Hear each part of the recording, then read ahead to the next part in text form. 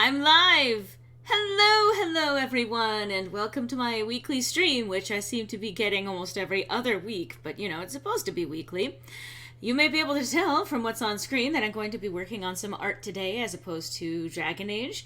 I am joined not only by my regular co-host, Cybernetic Pink Eye, but also one of the members of the D&D campaign that I'm in. In fact, the DM of this campaign, Gab, Serena Midori. Hello. Hello. It is us. It is us. And it works out that Gab is here today because I am working on an animatic which is based on at least characters from that campaign. And I love this angle shot here, which is all dynamic posing and all of that stuff, and I'm going to be continuing along those lines. But yeah, so this is my character, Ophelia, and she does not like the big bad of our campaign. For many reasons. You're not supposed to like the big bad, but she has a lot of reasons more to not like her. Like, there's I don't like the big bad because they're threatening the worlds, they're threatening two worlds, they're antagonistic. Yeah. Yeah, so she's antagonistic, and just in general, it's a good reason to rally together and be like, I don't like what you're doing, so we're gonna take care of that. But see, for Ophelia, there are two factors as to why she's taking it far more personally. One of the characters that she has grown particularly attached to, one of the NPCs, has been through hell as a result of what Dehia, the goddess, the big bad, has done. Literally hell, in some ways, but basically literally lost everything.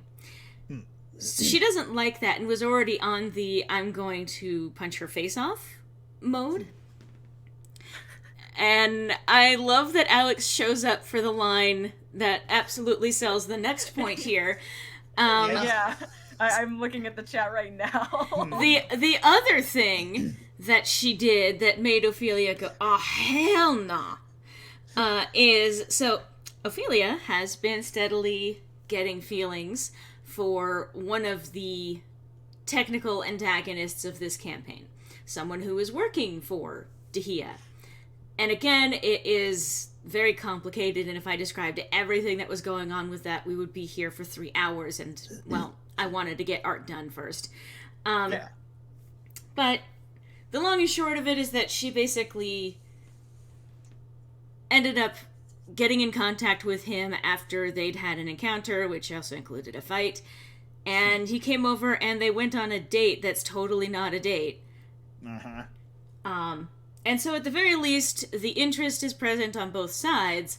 Unfortunately, just as she was managing to convince him to reconsider his allegiance with Dehia decided, nope, yanking the twink back.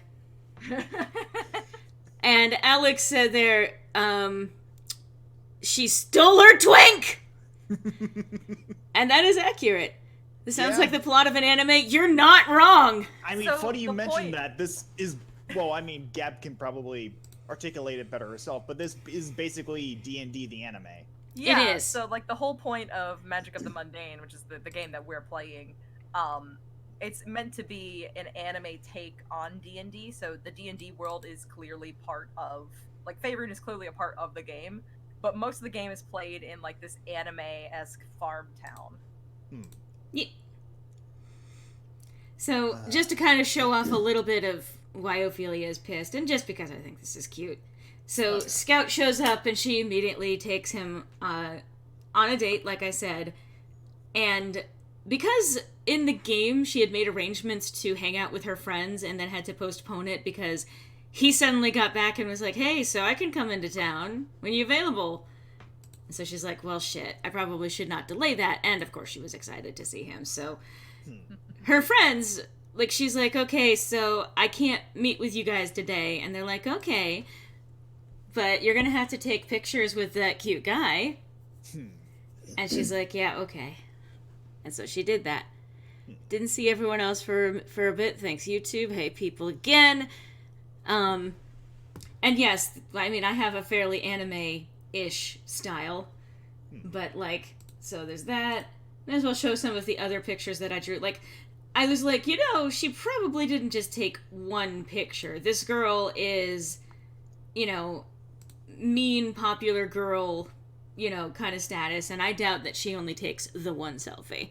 So I started working on a series of additional selfies that were taken. This one that's coming up on screen is her, like, she probably took a picture and got Scout further curious about it, because she'd already done that before, but I think he was distracted. And so she starts showing him how to basically work the camera, how to kind of operate the phone a little bit. And this is basically him going, okay, so what do I do here? Do I push this? And because he doesn't know what he's doing, he doesn't have the timing right on the picture. And that's why Ophelia's looking at him and not the camera. Oh my god, Ophelia, you can't just ask people why they worship Tahia. Yes, she can! You can't just ask people why they worship Tahia. I mean, I feel like that is a fucking Scout moment right there. Like, you can't just ask why people worship Tahia. At least before she made the convincing arguments that she did. So, additionally, I was just gonna say, before I forget, I think my favorite variant on that bit was like an old Undertale animation where it's Sans looking at, like, I think it's from Frick's point of view, like, so you're a human, huh? Why? Oh my god, Sans! You can't just ask someone why they're human! And so, this one, I actually started with this one, like, after I was like, I'm gonna do a series of these. First one that came to mind is the last one of the day, or at least the last one that Scout actually agreed to. Because what she did is that she set them up to be posed for a picture, and then literally just at the last second turned her head to whisper directly into his ear. Something to the effect of, my, we certainly are getting closer. And so, of course, this picture is the immediate fallout from her doing that. It's free real estate. Stop! People are laughing at my jokes. I feel vindicated. Alex, I love you. Yes. So, yeah, the twink was stolen. Bad things happened. Ophelia's pissed. And the thing is that I started this animatic before the twink was stolen. However, it's become far more accurate now in terms of how pissed off she is. Oh, yes. And, I mean, I will say, in the game right now, she's not angry. She is self-loathing and kind of broken. And again, don't want to necessarily get fully into it, especially because some of it might be spoilers for something, but Yeah. she's in a really bad spot because she has been guarded with her emotions her entire life. And she started getting feelings for this strange guy that she hasn't even known a week yet. And then she decided that what she's going to do is that she's actually going to follow her instinct on this and actually commit to having feelings for him. Literally the morning of having him kidnapped back by the big bad. I love how you just refer to Scout as the twink. Well, it's a good summary, okay? And yes, he does deserve it. He does, in fact, like, don't get me wrong, I love the guy, but he absolutely... Huh? Yeah. Sorry, I was just mentioning to the twink thing. He's the smartest twink in the room. Okay, I may as... In the world. Smartest twink in the world. I may as well actually... I think I've probably even shown that Please. before. God. Wait, I probably... Let's see. I do love when a good meme comes together. Excusez-moi? Oh, God. There we go. Okay, so... Well, that's the picture. Where's the meme? That was... I can explain the There we meme, go. too. It's from that website where you would type in a bit of a sentence, Yes. and then the website would finish it for you. The Yeah, Transformer something, right? Talk to Transformer. Yeah. So I found that just now. I wanted to show that before actually showing the thing that I drew, because the thing that I drew took a snippet of that. And then, yeah, so, okay. There's Timothy. Where is Twink? Me looking at my game notes, where is Twink? Just like, and there's Timothy, where is Twink? Oh, and that's just it. Okay, so it's not... Just like looking down a menu. It's not under Twink. Where the fuck? I literally just had File it. him under Twink. Oh, there it is. Okay. Well, he is filed under Twink. Anyway, so what Gab typed into this was, Scout stared at Weldon. If anyone is a himbo here, it's definitely you. Weldon laughed, and you're just the smartest twink in the room. From there, Dr. Transformer filled in. The wizard shuddered. I'm the smartest twink in the world. Master Weldon ordered, if you can prove me wrong and convince yourself that I'm wrong, tell me then. Why? Because after the fight that I lost against you, I thought I was just some bad twink with brains. I'm glad it cut off there because that was like, okay, this is not in character for Weldon. Or it's very in character. Well, okay. I'm kidding. I was gonna say, it's in character. He lost to Scout. I imagine it more like, are you familiar with Naruto? Because I was gonna say, like, a Gai Sensei Kakashi, like... Oh god, yeah. With Weldon being Kakashi in this sense, but also Yeah, less that's fair. friendly competition and more very violent competition. Right. They do not like each other. So now I'm just trying to imagine what Scout would look like with those big fucking, like, duct tape eyebrows. The best eyebrows, you mean? So Sure, let's go with that. I ended up drawing this in response to it, and I'm pretty sure I showed this on the stream before. Master Weldon, yes. And just Weldon laughing at it, and like again, the very sulky thing from Scout, like, I'm the smartest twink in the world. The ladies call me master. Don't. Flashes back to ASMR video from last night. I was going to say, actually, I'm upset. I'm not over that. Don't. Like I said, I could literally only listen to the opening line before I was like, okay! I can't. We have a winner. I can't with this. So anyway. I listened to the whole thing.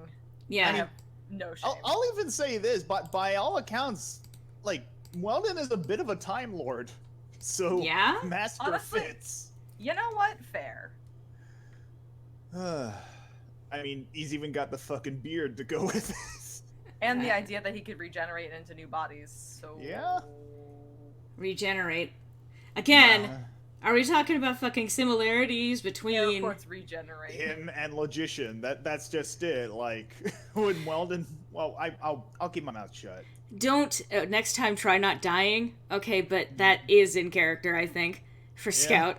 ASMR video last night, what ASMR... Look, don't worry about it. It's nothing. Don't worry about it. It's Just nothing. use your imagination. Or don't. Oh, dear. Alright, so time to action pose this. Yeah. I should probably make this a little bit more.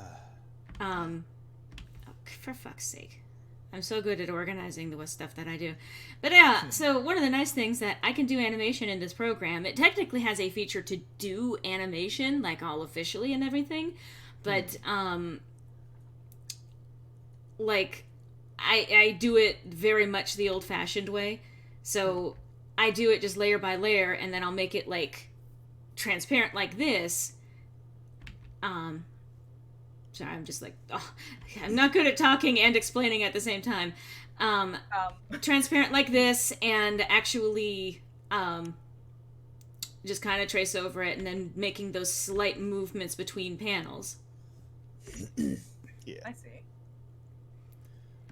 Which, I've gotten the compliment that my animation is really smooth, and I'm like, It is. thanks. It really is. Very much so. And I'm happy with that, because I put a lot of work into it. I have a lot of frames that I'll do for something.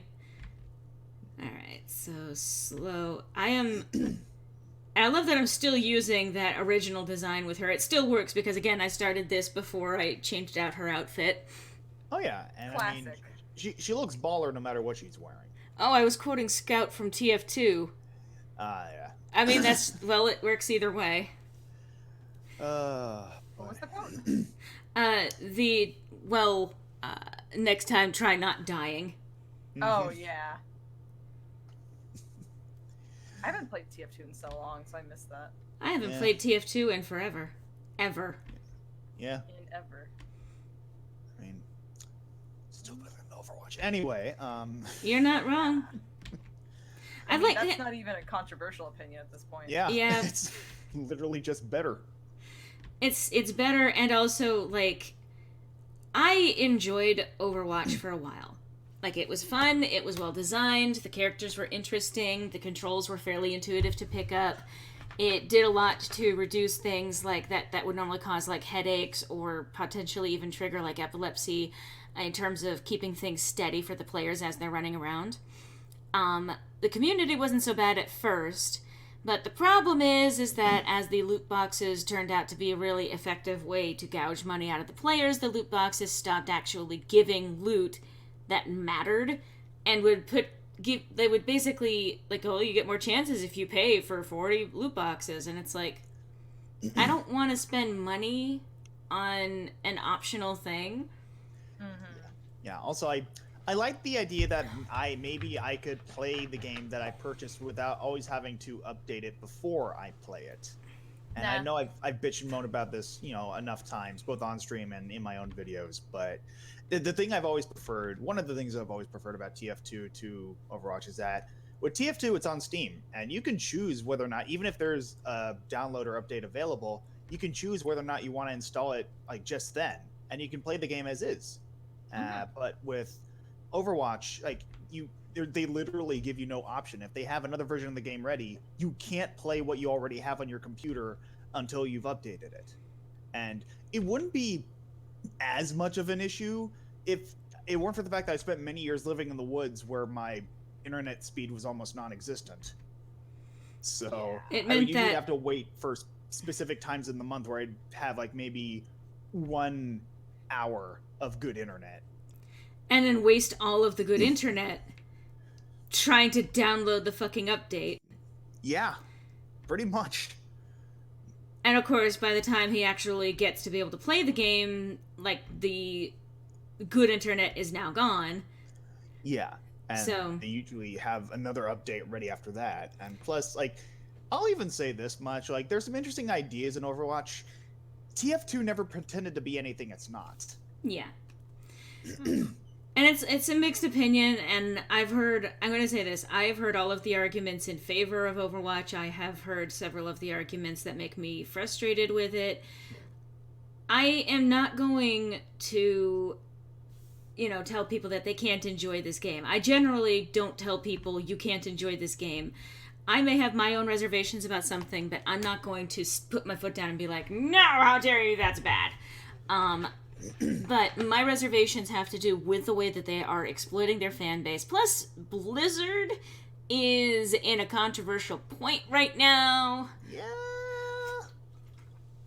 And they have not been handling it well, and never mind, what was it, the recent release that they did, which was Warcraft 3 Remastered. Reforged, yeah. And it didn't go so good.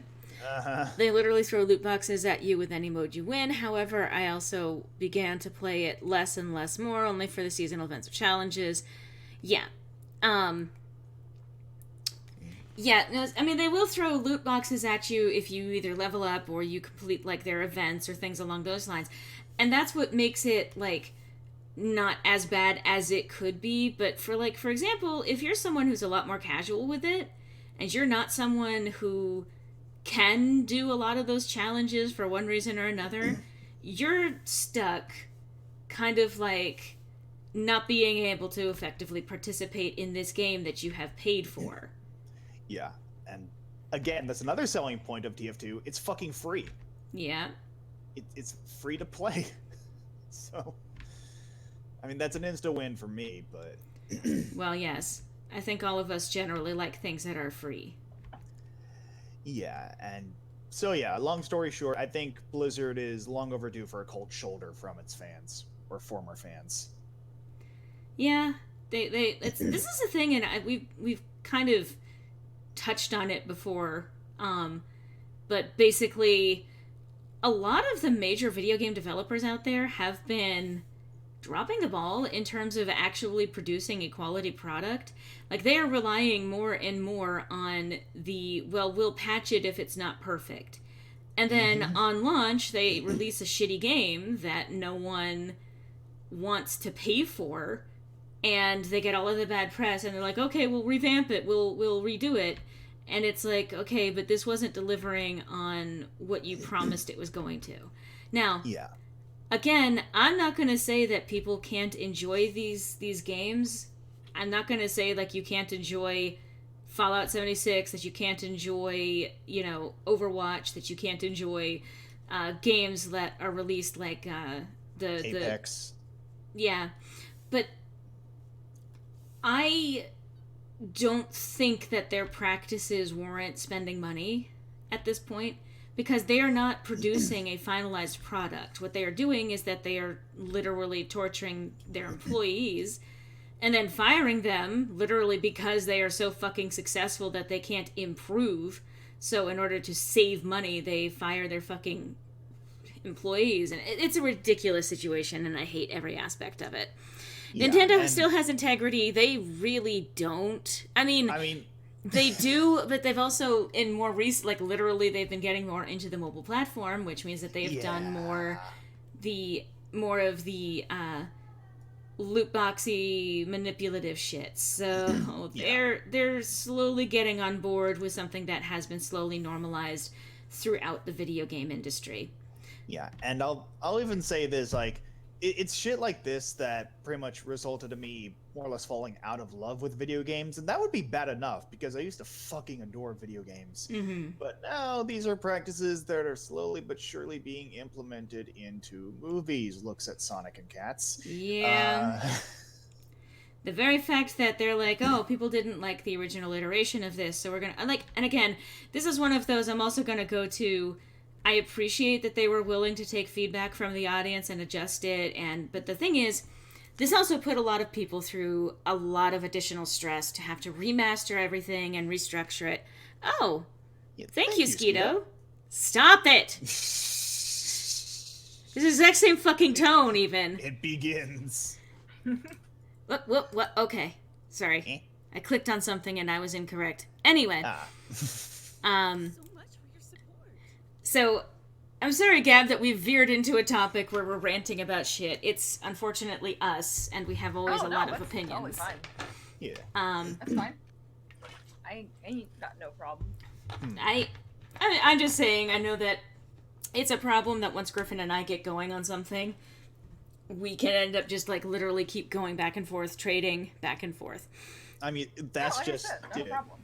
That's just it. My first real actual online presence in terms of YouTube was essentially Rant Sonas before Rant Sonas were a thing. So, God. All right. And unfortunately, the only thing that's changed is that the depiction of my Rant Sona is 2D now, which, again, I ain't complaining because Lore did some fucking amazing sprites for the Logician for that. Oh, yeah. I was happy to do them. I need to actually go back and do some more sprites for Lorelei. Yeah. Which is a really weird thing when I start referring to the character as opposed to myself, which also goes by the same name. Yeah. Because I was kind of an idiot in that sense, but also I was also very self-indulgent. I create a character that is somewhat based on me, and then fictionalize it and create a whole universe around what she's doing, and now it's like, oh yeah, no, this is the canon ship for Lorelei, not me, the character. I mean, looks at the room. I don't think you're exactly alone. Oh, I know. But,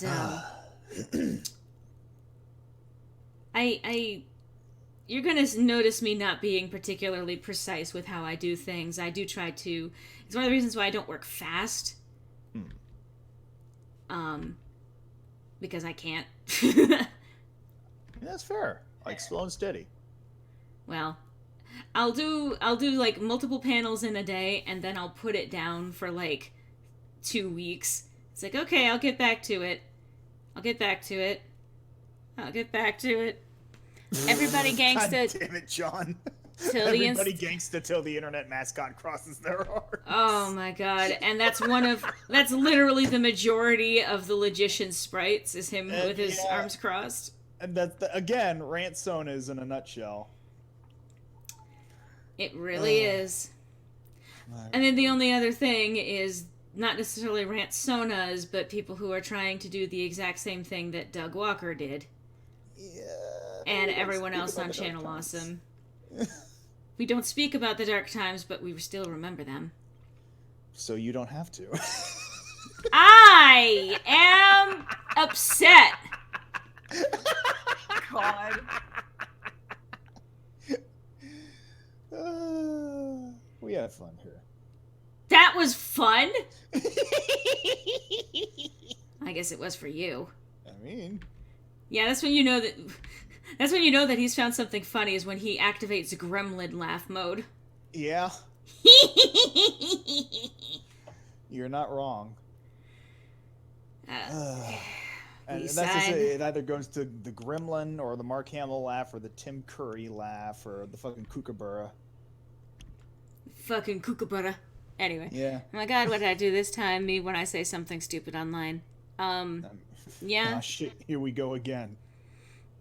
Everyone works at their own pace. Yeah. Everyone does work at their own pace. And that's just it. Like, and okay, I'm gonna get on a fucking soapbox, but because I've seen this attitude before, and undoubtedly it's going to exist, if you are not the best artist in the world, it's okay.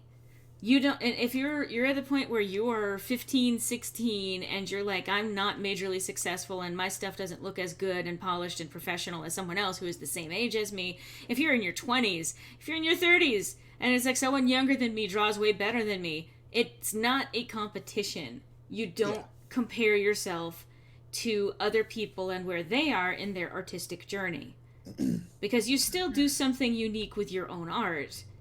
And especially if you are doing something that stands out, even if it ends up being rough at first, people will remember and recognize when you have done something art-wise. I think, generally speaking, folks can recognize my art, wherever it is. Mm-hmm. Because I have a particular way that I do my style. Now, I am not particularly confident in my artistic ability. And I struggle with that from time to time, but I remember going back to making original content for my channel, and I was like, I'm not really a great artist, but I can't make someone else sit there and do 40 panels per video when I can't pay them for it. So if I want to make this a reality, I'm going to have to do it myself. And the thing is, here's a funny thing, and this is advice that I give everyone else, but for some reason I keep neglecting to remind myself of.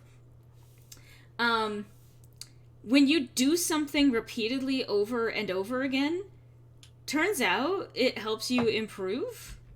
It's funny how that works out. Yeah, it's like doing reps in art, or in reps when you're working out. Also in art, it's literally repetition of the product that you're making. Yeah. But yeah, if you're not exactly where you want to be, either art-wise or if you're doing any kind of creative work, really, don't beat yourself up about it. Stick with it. Do it if you are actually loving what you're doing and you are happy doing that thing, and it's just, I'm not as good as I want to be, or I'm not super professional yet. Give yourself time. There are some people who started things like in their 90s and ended up having a successful career doing what they were doing. Yeah. Laura's wooden easel doubles as a soapbox. Yay. It's all good. Yeah. Never skip hand day, Rob. I mean, okay, sorry, but this is technically related. Be careful, if you are an artist, to stretch out your wrist and hand every day. Yeah. Especially, like, I would say a little bit beforehand to kind of, you want to do a warm-up sketch, because that gets you kind of ready. I'm not doing that today because I'm an idiot. I told you before, I'm terrible at taking my own advice.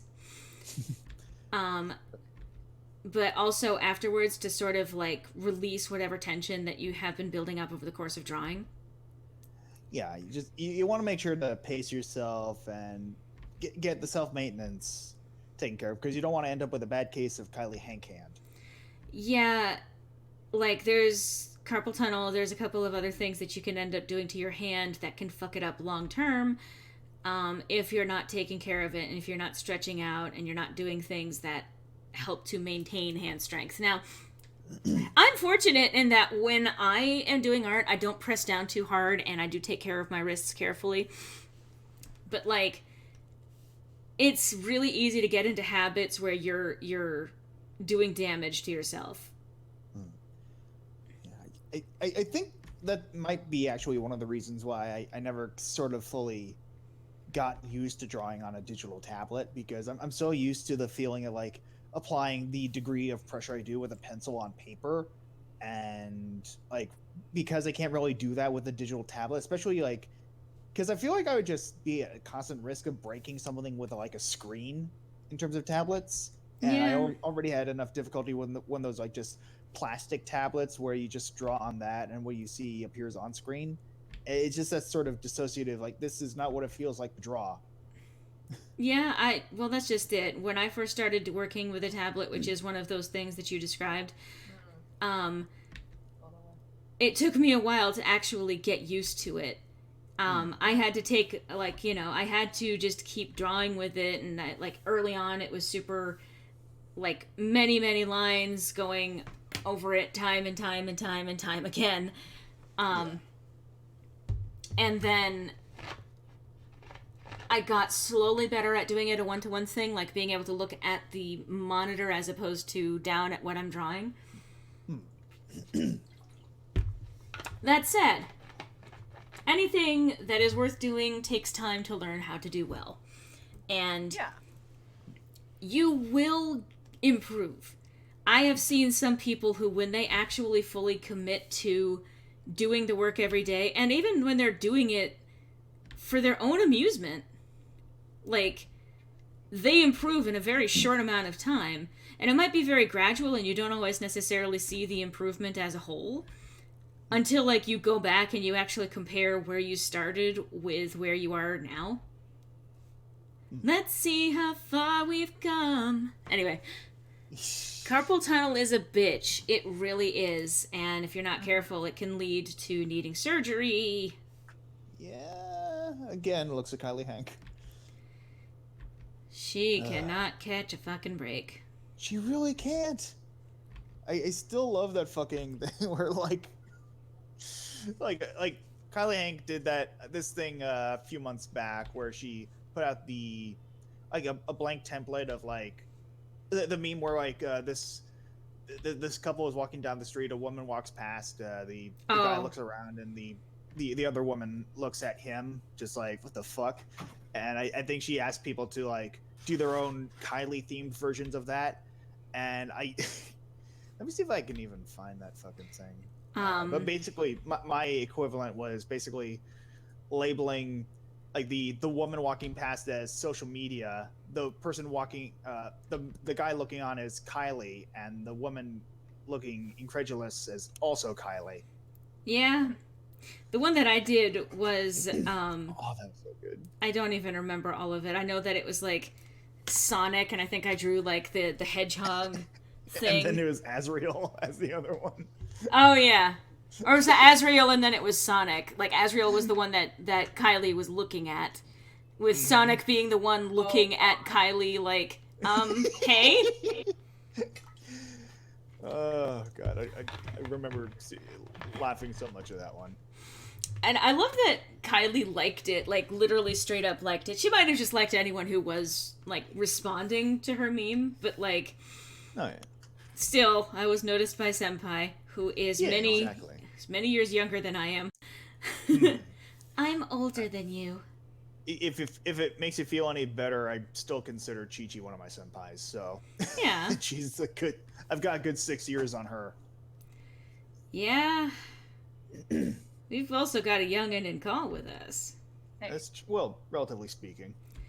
I mean, she's not baby, but also she's baby.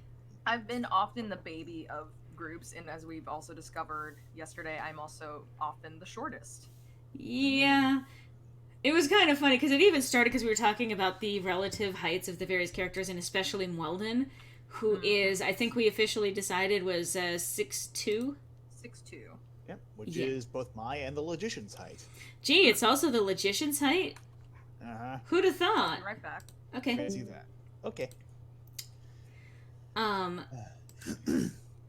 But yeah, so we got onto that subject, and it's like, well, here's some canon height stuff. Part of it was also because I had drawn a very self-indulgent picture of what will be the canon ship in the Ballad of Lorelei. And it was very cute. It turned out well, and of course, the height difference was very noticeable. So, pardon the self-indulgence in this. I may as well show this so that you guys can make fun of me. But yes, it is in fact the cute. Yes. And spoilers!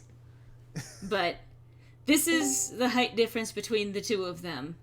Yes. Also, welcome back. Sorry, I had a call on my phone and my brain went, job opportunity, and then it wasn't. No worries. Well, I mean, I would rather you jump on that. Speaking of jumping on, this picture, okay. But yeah, no, this is the height difference between the two of them. And I remember, like, Gab, you asking, like, is that actually the height difference? And I'm like, well, Lorelai might be leaning a little bit into it. But yeah, no, like, I actually found pictures of Griffin and I standing next to each other, and yeah, that is pretty accurate for the height difference. Yeah. So it's like, well, I kind of was eyeballing it, but I guess I was right. Yeah. Because again, here's another coincidence. Lorelai, the character somewhat based off of myself, is also as tall as I am. Weird!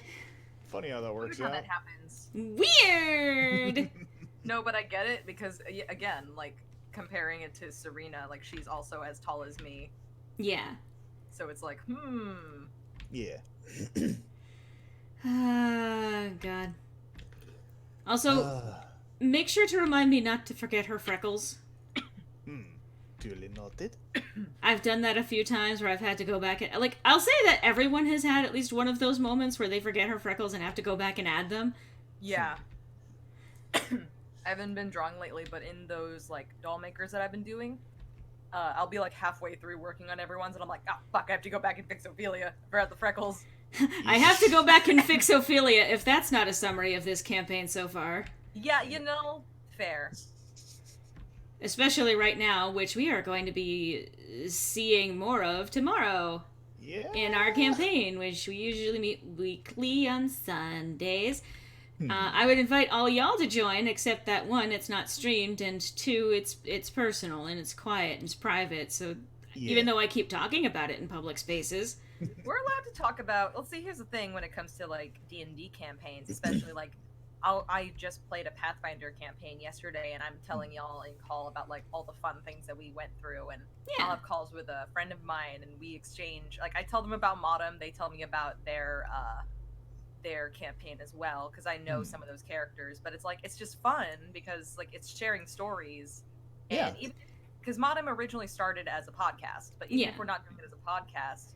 It's still fun to share the stories. Yeah, which is one of those things, like, for example, this Animatic that I'm working on, there is likely going to be further creative work based on the campaign going onto my channel, which includes, for example, so all of the NPCs are played by Gab, but if we're actually going to be, say, reenacting scenes or writing even unique scripts for all of this, we'll be probably tapping some voice actor friends. For example, Griffin here also voices Weldon, which we've been over before.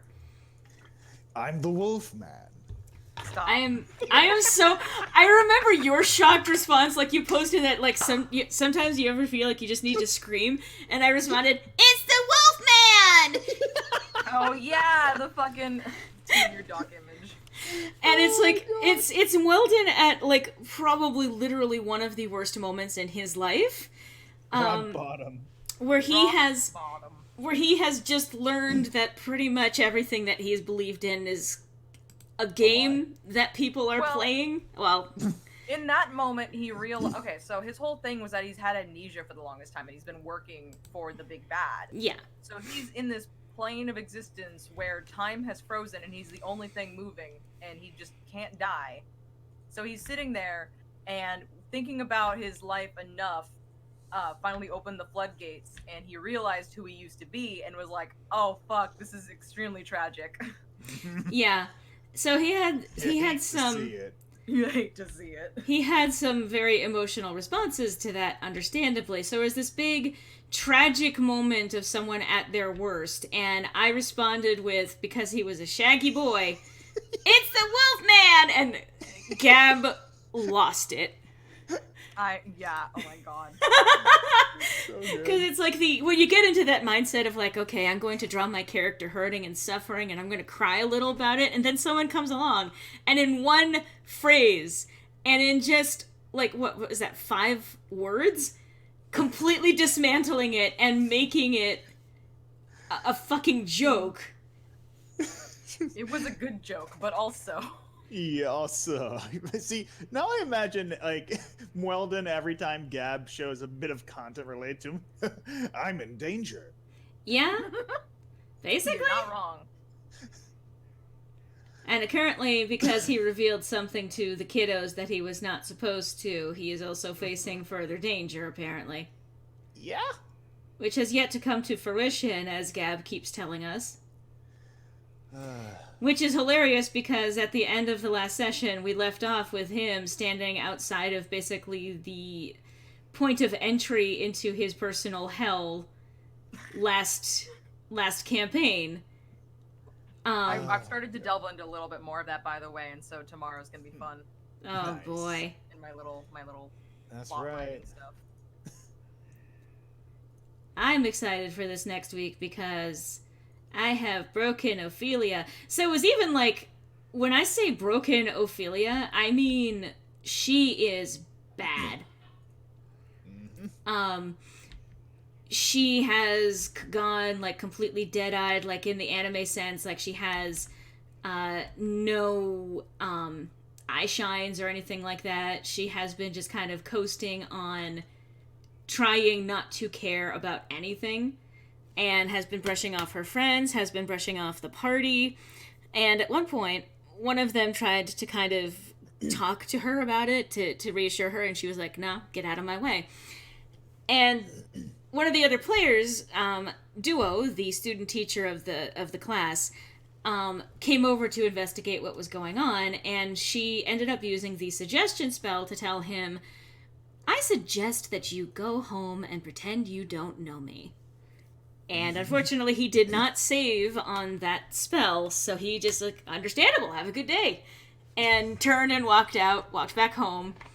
Yeah. Although it's funny, he had basically a level 20 epic character that was waiting for him there who recognized, yeah, that's a charm spell, alright, and just flicked him on the forehead and was like, "Wake up, dude."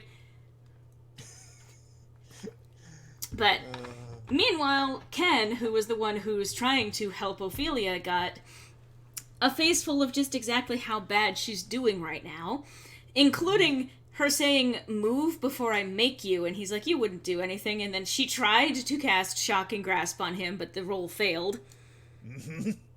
Yeah. But it's like, you wouldn't do it, and she did, and, like, unfortunately she failed. So I kind of role-played it out that because it was the first time she was actually doing something to attack one of her teammates, that she did end up kind of hesitating a little bit. But if I had tried again and it had succeeded, basically it would have been her getting past that, and she really would have had no problem with that. Yep. So the confrontation continued, including trying to physically grab her to stop her from leaving, which culminated also in one of the other players, a small girl named Taiko, who is a force of nature, literally latching onto her and pinning her, becoming the rope that ties her to prevent her from moving on. Now, Yeah. Ken tried to do something that actually, like, is not a bad idea.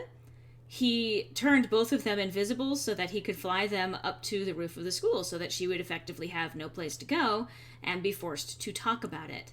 However, in the process of turning them invisible and then grabbing her and then moving to fly away, it ended up opening a grappling opportunity because she was being switched hands. And she ended up actually winning the breaking free of the grasp at that point. And so the way that I had that happen was that because she is a dancer, she is a performer, that she sort of twisted up, planted her feet on his chest, and sort of just kicked in terms of just dislodging herself. Like, not a full kick to his chest, but just, like, using the leverage of that to break his grip. And then she landed, and now she's invisible, so she went running off, and now no one can find her. Yeah. Ophelia's not doing okay right now. You don't want to sell me death sticks. I don't want to sell you death sticks. You want to go home and rethink your life. I want to go home and rethink my life. Yeah. Yeah. That's just it. It was a Jedi mind trick. That's what it was. Suggestion. I mean, it wore off, like, especially because he completed at least one of the components was just go home. So, like, with the flick from his mentor, the level 20 character, he was able to kind of snap out of it. And then let's see okay, yeah. But yeah, so Ophelia's not doing okay, and this next session might see the culmination of that, which we will see, and then that's going to spoil its territory. I don't know why I talk like this. It's just the voice I do sometimes. It's almost as if this is a call of voice actors. You think? It's always strange when you get into calls with people who regularly do voice acting and, like, have that kind of quality of voice. Like, everyone has their own unique voice. Everyone has a lovely voice. And, like, you're not obligated to have a good voice. But I remember the first time that I ever got into a call with a bunch of other voice actors and being like, oh my god, this is heaven on my ears. Everyone has such a nice voice. As opposed to the first call you and I were in. Where, well, everyone was trying to shout over each other and also show off what they could do voice acting wise, including you, Buster. I don't deny that. You were trying to show off. I was a nervous boy. It was and partially because you were there, I might add. I mean, I ain't that big a deal, but yeah. You say that, but again, I was, as I mentioned in call, a massive fan of your Ask blog at the time. And had been considering asking me if about potentially doing Undertale-related stuff as a result. Collaborative stuff, yeah. I mean, again, I was very nervous and didn't want to ask then and there because, again, this was a big deal for me. Yeah. I remember that call, and it's like, it's one of those, it was populated by a lot of kids. Not a surprise, but, like, there was a lot that was wrong with that particular thing. Not the least of which including that the director was an emotionally manipulative person. And a teenager at that. And a teenager who would be like, yeah, okay, so we need to have a group meeting on what we're going to do for the channel. What colors are we going to use for this? And oh, hang on a second, pizza's here, I'm going to get myself a slice. In the middle of this meeting that she was the one who called in the first place. Wow. And the most hilarious thing about that is the meeting was about to start. I was in call. That's when my laptop decided to reboot for Windows updates. And for the next 10 minutes, I'm fucking panicking because I had like basically a whole portfolio of ideas and stuff I wanted to share. And I was like, oh fuck, did I mess this up? I get back and call apologizing egregiously. And then you guys like, no, the director just went out for pizza. Yeah.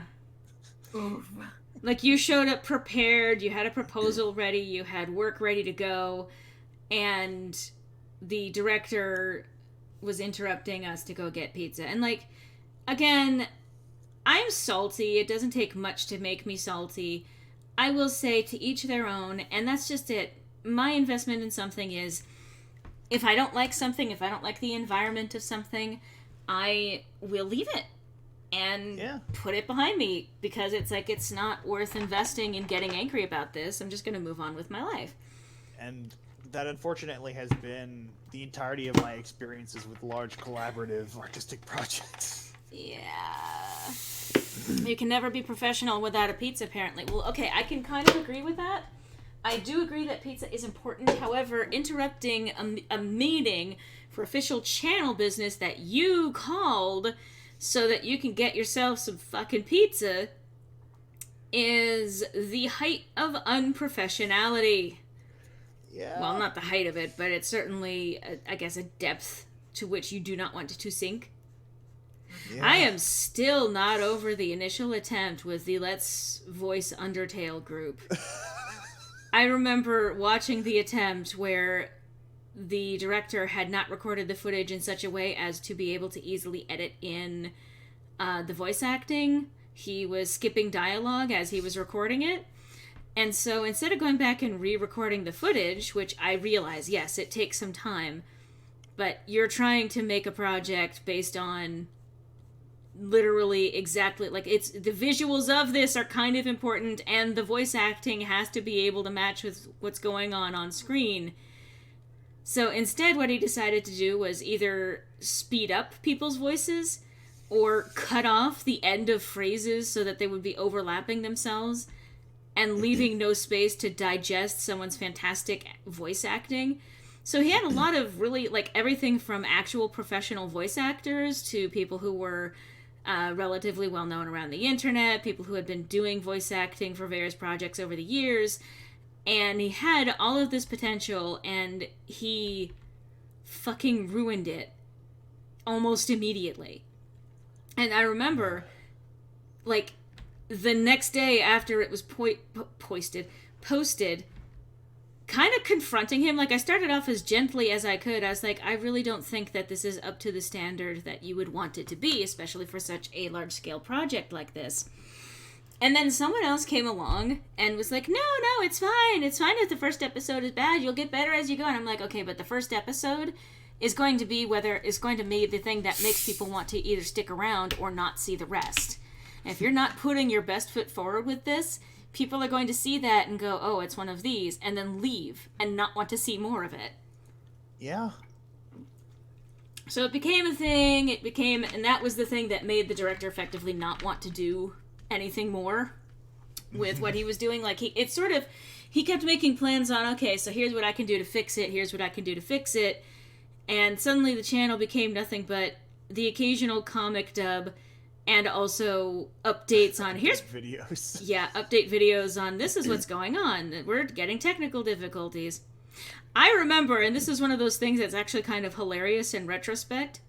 So, the original Toriel that was cast for that project, part of why she was picked was because she had an Ask blog that was fairly well known, and the director was trying to get big names to basically create a lot of hype. Whatever. Like, it's a terrible way to go about casting things, but whatever. Unfortunately, she turned out to not necessarily be able to complete her duties. She was having mic issues and timing and scheduling issues. So the director came to me and said, would you be interested in playing Toriel? And I was like, yeah, I would love to play Toriel. And then Sonic Mega was like, hey, I know someone that I think could play a really good Toriel. And he pitched Red as a Tomato. And the director then came to me in private again and said, oh, hang on. So Sonic Mega has suggested Red as a Tomato, and would you be offended if I decided to go with her instead? And I was like, yes. Like, on the one hand, I understand that you want to do what's best for your project. On the other, it is incredibly unprofessional to offer someone a role only then to turn around and say, hey, someone that I like better than you might be available, so... And this was before I had met Red as a Tomato. So there was this funny moment of, well, not moment, but just in general, there was a bit of a cognitive disconnect when I did end up actually meeting Red as a Tomato. And she is a wonderful, sweet person. She was on the stream a couple of streams ago. It's like, take notes from Hunt Down the Freeman when it comes to voice acting. Yeah. But yeah, and it was just one of those, like, I always think back to, because that's just one of the early connections of introducing me to Red as a Tomato / Jane. And so, funny thing is that now I actually know her, and I have no idea what that director could possibly be up to nowadays. He kind of fell off the face of things because he didn't follow through with the project he was trying to do. Yeah. And I will say that if all it takes to derail someone from an entire... Like, okay, I can also understand not wanting to work on something when you feel embarrassed by it. I get that, but, like, he had gathered all of these incredibly talented people with relatively large names in both the fan communities and actually in professional voice acting, and he fucking squandered it and wasted everyone's time. And like, Yeah. I have ambiguous feelings about when it comes to not being able to continue a project because your heart's not in anymore. Like, that in itself isn't the worst thing. It can be unfortunate, but that's the reason why a lot of projects that start don't get finished, is because it is a lot of work and it takes a lot of persistence, and sometimes when you don't get any feedback at all, or if the feedback that you do get is negative, it can make you not want to continue working on it. And I get that. But this guy was similarly to the teenager director on the project that Griffin and I met on, like, not professional and not taking it very seriously and taking professional gripes personally. I think I even remember, like, one of the things that made me never want to work with that one director, the first one, was when I had privately approached her to say, hey, so some people are feeling overwhelmed because you're setting deadlines that are a little bit unreasonable, and you're kind of fucking around with people's schedules, and you're making a lot of people anxious, and you're just deciding things without consulting people on what's going on. And so what she did was that she went into the public chat to say, if anyone has a problem with me, you can just come to me and talk to me about it. I was like, oh, That's well, not how you handle that. and like, there's a difference between what she said and the potential of saying, hey, so I'm not going to name any names. However, I have heard that there is some dissatisfaction with things, and I want to be able to rectify this and be able to accommodate everyone. If you have concerns, please come to me about them so that we can work on them together.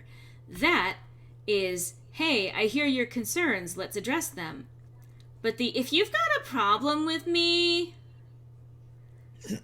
like, just come to me in private. And the funny thing is like, I told her right then and there, I was like, well, evidently we can't, because I just tried to do that on behalf of people who felt intimidated by you enough to not want to do that. And it's like, so why would anyone have incentive to actually go out of their way to contact you directly when you go out of your way to try and publicly humiliate them? Oh, God, never do that. Yeah. Yeah. So it culminated in a bunch of us deciding to leave at once. Yeah. Complicated altogether, but basically we were like, we're not dealing with this shit. And so what that started was a mass spamming of individual conversations where she would copy and paste one thing that she said to one person across every conversation. And like, at first I was like, I'm saying stuff and you're not even directly responding to what I'm telling you. And then talking with other people who was getting the spam treatment from her, I realized that she was literally copying and pasting everything that she was saying to me to everyone else, that everyone was getting the exact same rant. None of it was listening to any of us. It was just her having a private meltdown in each of our DMs and making it seem like she was talking to each of us individually, but all she was doing was, I understand why you guys are mad at me. I understand why you feel personally offended by all of this. I'm upset that this happened. And it was just like, you know, when you are copy pasting your cry texting to multiple people, I can't believe that there is a single sincere bone in your body. Yeah. I will say that this is also someone who enlisted the free help of an amazing animator who did a fantastic job with like the first initial planned project for the channel, which was a major animation that was put to music that was eventually then redubbed. That was what we were all effectively cast for, was to be able to perform this song redubbed and reworked with a new instrumental, which she didn't actually bring in official composers. So it sounded like a MIDI version of the actual song, which in itself is like, they tried to do the best that they could, but like, it's not going to be the same thing. And then the animator, very proud of their work and frustrated that it wasn't yet coming out, ended up posting the animation to their channel with the actual song as it was originally made. And this ended up upsetting the director, because I can kind of understand that, but she didn't exactly work it out with the animator about whether or not it was okay for the animator to post it elsewhere. If you're upset by something you did, just fix it, dude. Don't emotionally blackmail people. All right, take care, Ragnar. Have a good one. And where was my train of thought just now? Where was it? I'm sorry, I got derailed because I can't pay attention. Yeah, it was at the point where the animator posted the thing. The director was upset. Yeah. So the director was upset about that because it ended up also getting more views than the one that was supposed to be for the project. And, like, I understand, because if it was supposed to be animation for a particular channel and having it posted elsewhere, because it's one of those reasons why please don't re-upload art to other channels, please don't re-upload videos to other channels.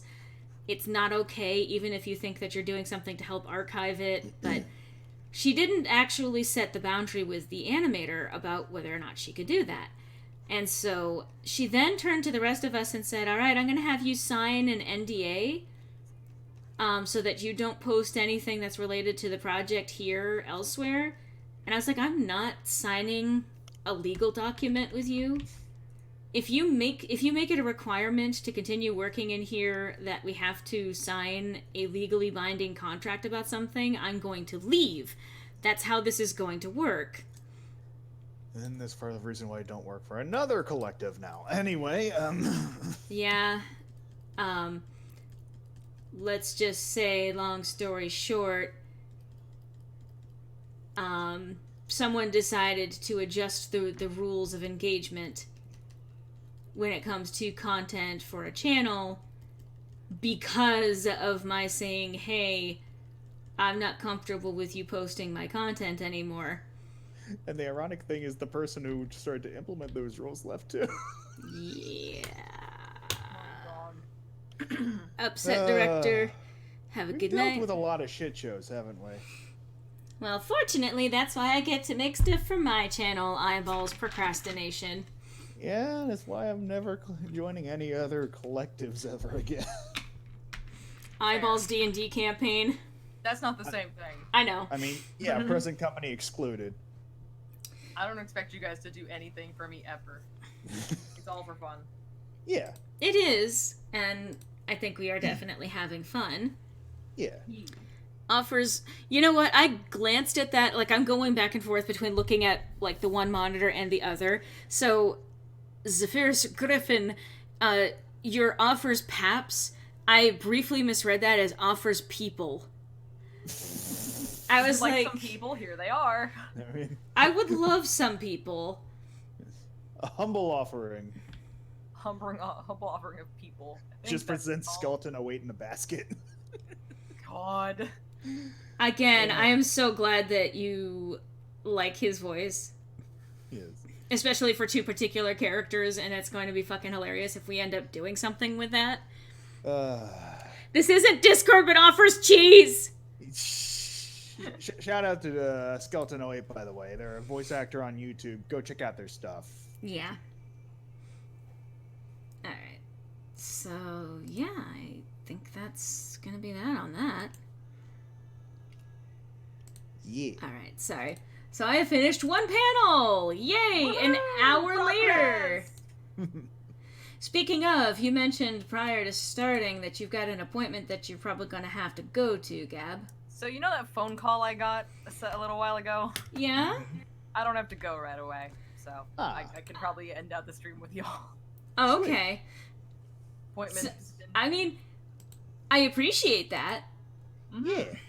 We enjoy having you. I also appreciate it. Doesn't mean I have to like go running out like midstream. Yeah. Soylent Green is people. Yeah. Did I just Last say time I Greem? I said Greem. Soylent Greem. Grim. That just sounds It's like a like the- name. It's like the fucking, like... I'm trying to remember the name of that that studio that makes like cheap ripoffs of famous blockbuster movies. The Asylum, that's it. Like the Asylum version of Soylent Green. Wait. Like for to put things into perspective, they made a movie called Transmorphers to try and cash off of Transformers. Oh my god. Well, to be fair, Transformers is also trying to cash in on Transformers. Yeah, that's fair. Like, I'm not even particularly invested in, like, Transformers, but I know some people who are, and it's like, they are very much at this point playing off of nostalgia, which is not to say that they're not also doing good work with what they're doing. The Michael Bay movies, not so much. Mm-hmm. I will say that that one of my favorite indie voice actors, Jason Marnocha, is currently playing Megatron with more than a few things for Transformers, which is interesting. Why did that require an accent, sir? Because I'm a voice actor. Why did that require a bad accent, sir? Because I'm an American voice actor. That's also fair. Greem sounds like a posh alien name. It sounds like the brother of Daniel Breen. Oh, God, why did you remind me? Speaking of bad movies. God. Oh, pain.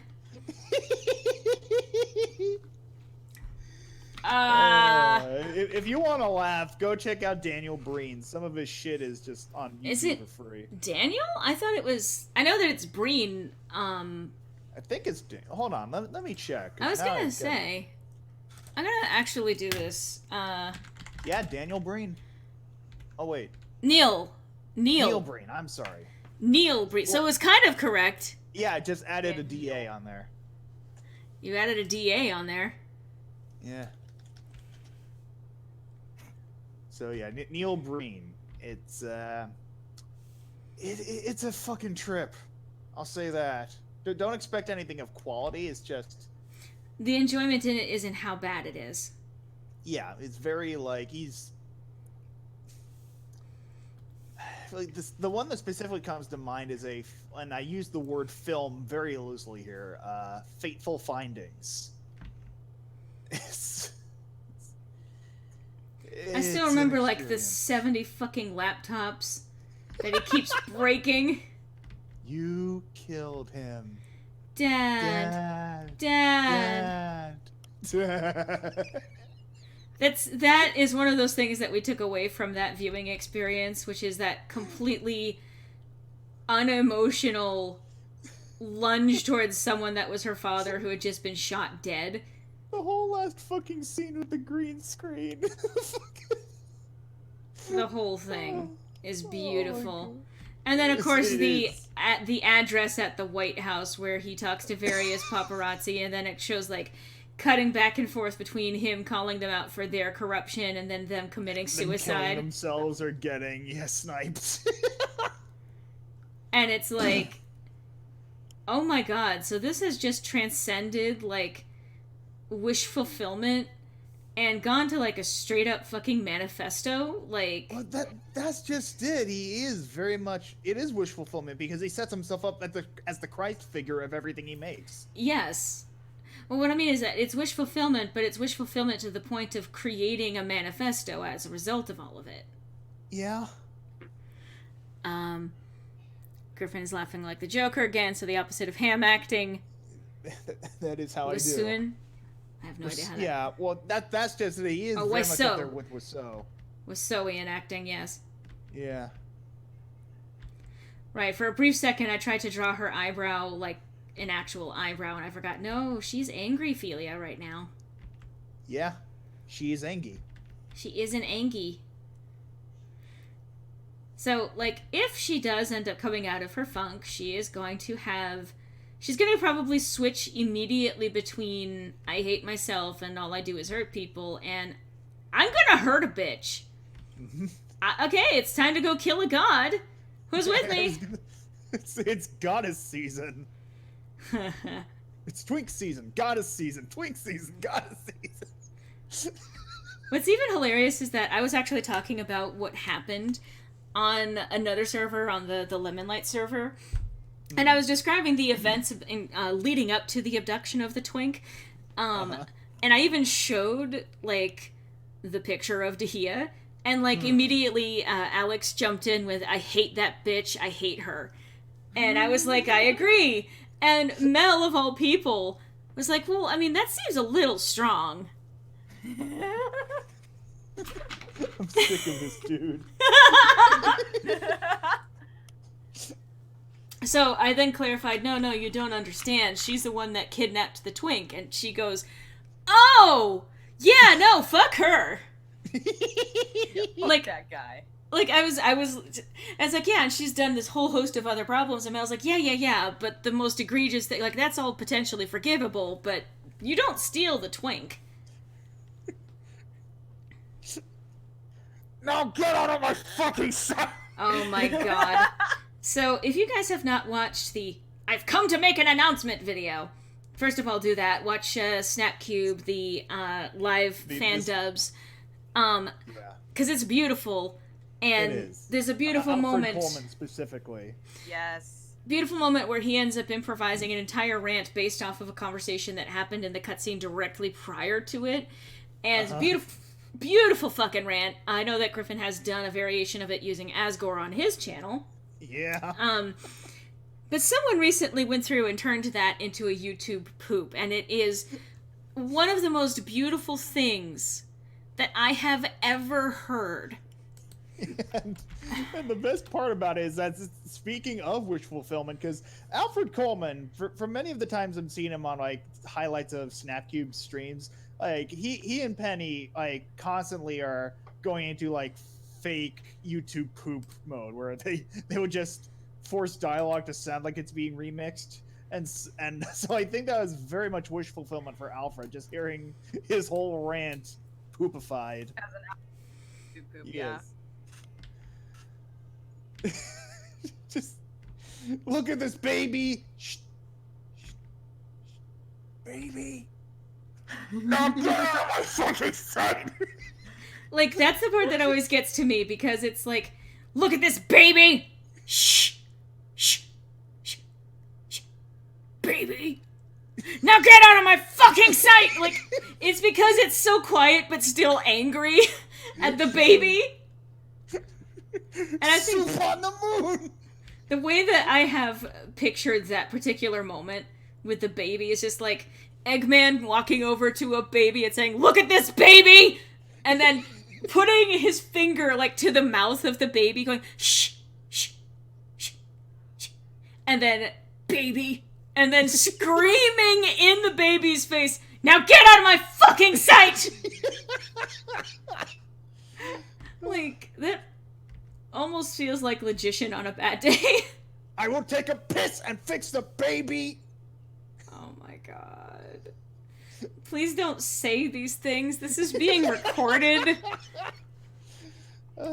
Future generations must know. God. But yeah, no, so anyway, watch Snapcube. Yes. Yes. Watch Snapcube, you know, subscribe, follow her on social media. Do the same for Penny Parker and Ryan Chongo Show, and, you know, just all the people who are involved in those things, because they're all fucking hilarious. They're very good at what they do. Let's see. I love that, among other things, doing work like this helps teach me in terms of degrees of turning of angles on faces. Yeah. Like, everything ultimately comes down to practice. I've even used, like, the self-indulgent shipping stuff as an excuse to practice, like, physical interactions between people. And no, not that kind. Well, not exactly that kind. Yeah. Also, Gab, I was literally just about to post that in the bottom shots. I'm so glad. I can't watch right now, understandably. It basically has, like, it's that one active follower you have that likes everything you post, and it's got a picture of Gohan as the Great Saiyan Man and Videl just clapping. And I was thinking, is that Duo and Tycho? Yeah. Yes, it is them. It's absolutely them. Duo does anything. Tycho, yeah! What a good boy! I'm so proud of my boy! I was about to say, way to go, son. Good job, son. I'm proud of you. My word. Sorry for that accidental double negative. It's so coat. No baby can't act. I can't blame any director for yelling at bad baby actors. I mean, if they're not behaving, you do need to put those babies straight. Why they gotta be straight? I was going to say, but oh no, it's a puppy. There are dogs outside. Yes. Gotta Hey, love Morgan. that. Oh my god, it's so dark already. I know. Texas, why are you like this? Well, it's also dark here, so. But I mean, we're in the same time zone. I'm just a little further fair. north of you. Yeah. Central U.S., why are you like this? That is a damn good question. It is. All right, let's see. Boy. Slowly tilting Ophelia so that she can throw a lightning bolt at Dahlia. Ophelia. She's Ophelia is firing pretty her tilted right laser. now. She's tilting at windmills. Yep. Literary reference. Ha ha! Yes. Which, if you don't know what that is, what is it? Don is Quixote. it Don Quixote? Which he is someone who has become so delusional that he has seen windmills as monsters and tries to defeat them to save some princess or something like that.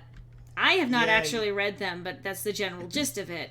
He is delusional and probably even dealing with dementia or some shit like that. I was gonna say it's a sad tale of Alzheimer's.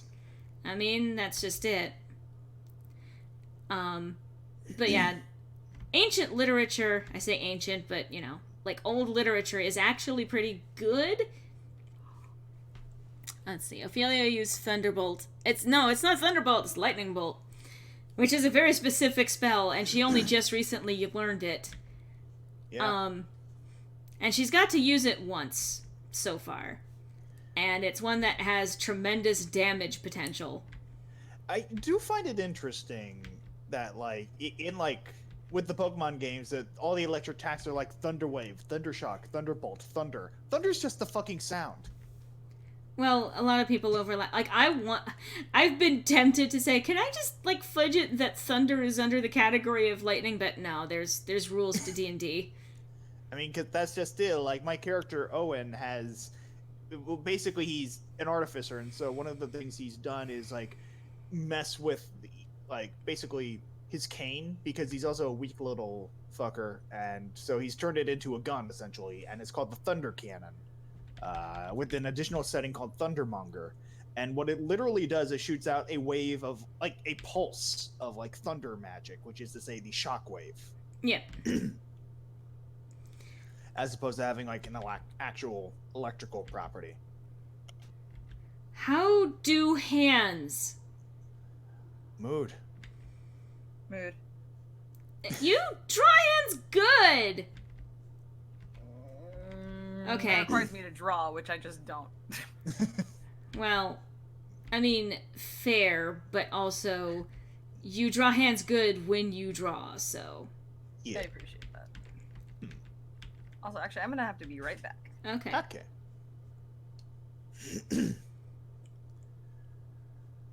I can do hands. You can do it. So it's actually kind of hilarious, just complete subject change, I know. But I actually found a repository of episodes of The Nanny, which is a show that I grew up watching, and I loved it, but it's one of those, it doesn't hold up in some ways because it was very much a product of the 90s, as well as, a lot of the prevailing attitudes at the time, a lot of fat phobia, and, making a size 5 woman be called fat repeatedly. Yeah. And I was like, oh no. And then, a size 16 woman treated literally nothing but a joke. I guess Game Freak didn't want to outright steal from D&D. Look, if any company can directly steal from another, they will. and they'll slap a different name on it. It's just... And that's literally the name of Pokemon's game. Slap a different name on it and call it a new game. I mean... Well, at least this time they're starting to take the Pokemon out. Yes. Also, hello. Hello! It me. It's It's a you. Luke! Yes, we are joined by Cyberlink420. Who you may know Yes. from such great Let's Plays as Evoland and Evoland 2. And another one, if we would finally get off our butts and finally do the thing. Maybe. Yeah. The nanny, like, super... No, the nanny, as in, like, Fran Drescher. The Yeah. sitcom in the 90s. But it's was one of my favorite shows, and I am enjoying it for nostalgia's sake as I'm making my way through it again. And part of the reason why I wanted to find it, like, what reminded me of it, is that it looks like Rachel Bloom, the co-creator of Crazy Ex-Girlfriend, is actually developing a musical based on The Nanny. She's actually even working directly with Fran Drescher on it, and apparently Fran is actually very excited about it.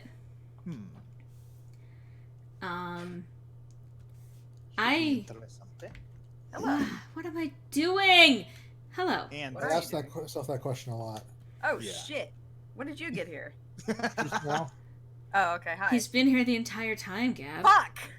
I'm just very quiet. He cast invisibility, so I couldn't see him. He actually... We Yeah, can't... you can't hear me. I'm invisible. So I I can't recounted... see you, so you can't see me. I recounted the events, by the way, of what happened of Ken trying to help Ophelia. Uh-huh. And the unfortunate disaster of, like, he tried so hard and he got so far, but in the end, it didn't really matter.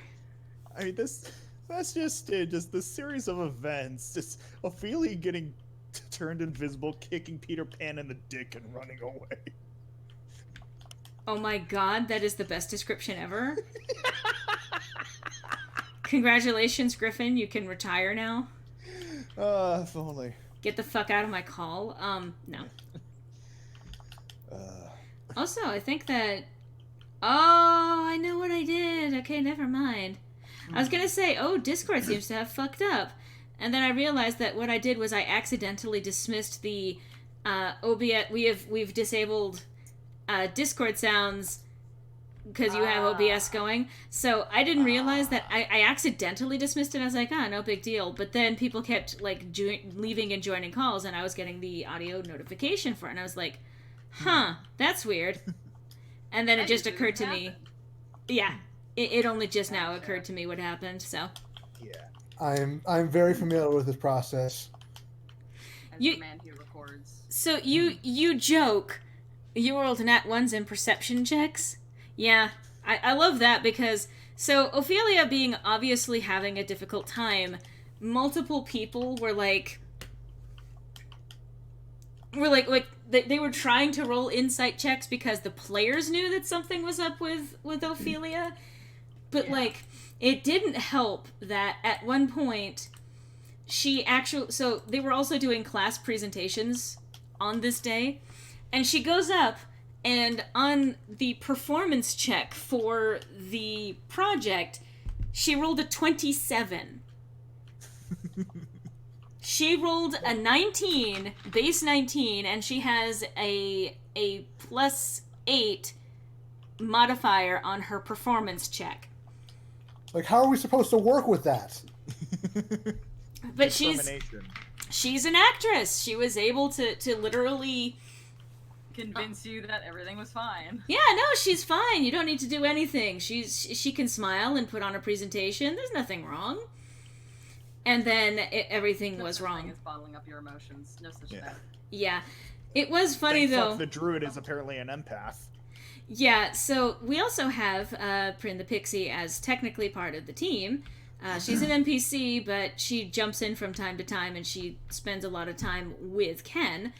And... Yeah. She rolled a natural 20 on insight into Ophelia and was basically like You need to smacking, go over there and talk to her right now. basically like punched Ken in the face. Is like, talk to her. I even love the He idea was that like, debating like whether or not he should leave, and she's like, "No, no." I even love the idea of like Prin was so just like, oh shit, she was kind of crying. Ken, you need to talk to her right now. Oh my god. She was cry typing.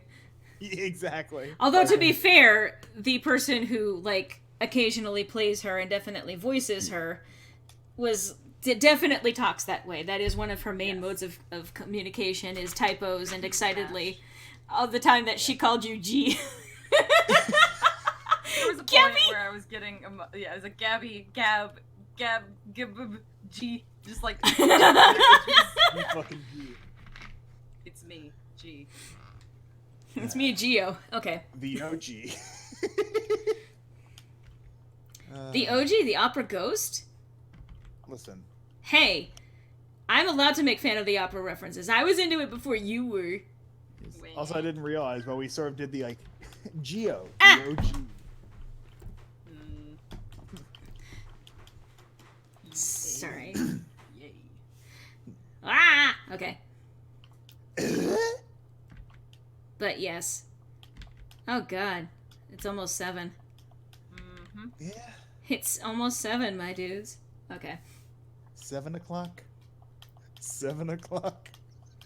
What are you fucking doing? It's your show. You should get the reference. Oh, are you talking Oh, about it's 11 o'clock? That's why I was thinking.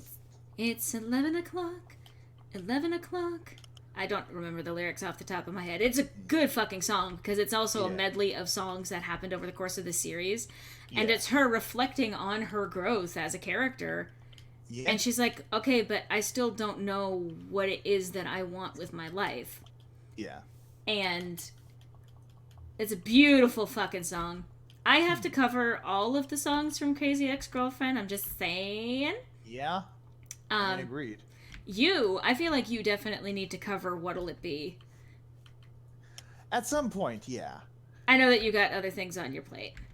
Yeah. Other plans. And hey, if you check out his channel, Cybernetic Pink Eye, you can see at least one cover, and there may be more on the horizon soon. I am hoping to get some more out there at least this coming month. He is a fantastic vocalist in pretty much every sense of the word, and I will always Will Smith pose my partner here. Well, thank you, and I will do the same to you as well as for everyone else in this call. Yeah, you usually do. Yeah. You literally use the Will Smith emoji everywhere that you can.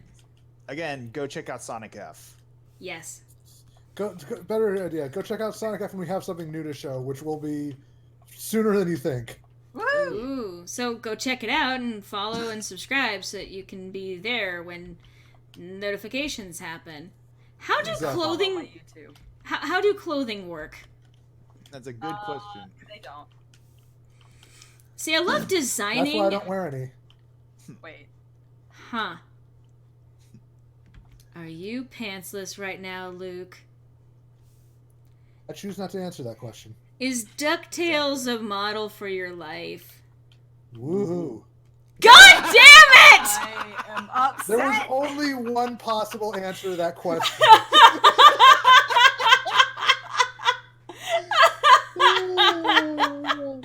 Oh my god. That was perfectly synced on my end, so... Yeah, it was perfectly synced on my end, too. It was so good. Thank you both for that. Thank you, Zephyrus. Zephyrus Griffin. Oh, whoa! Yes, thank the dual cybers. I misheard it. Oh, whoa. Cybers. Oh, whoa. Also, while you're at it, go check out some of the speed draws and covers on Serena Midori's channel. No, don't. Well, support Serena Midori. It's like that fucking image of, like, I will love this, I will support it, I will care for it. It's like... I appreciate that. Support Serena Midori. Yeah. Support your local Gabbersman. Yep. Yep.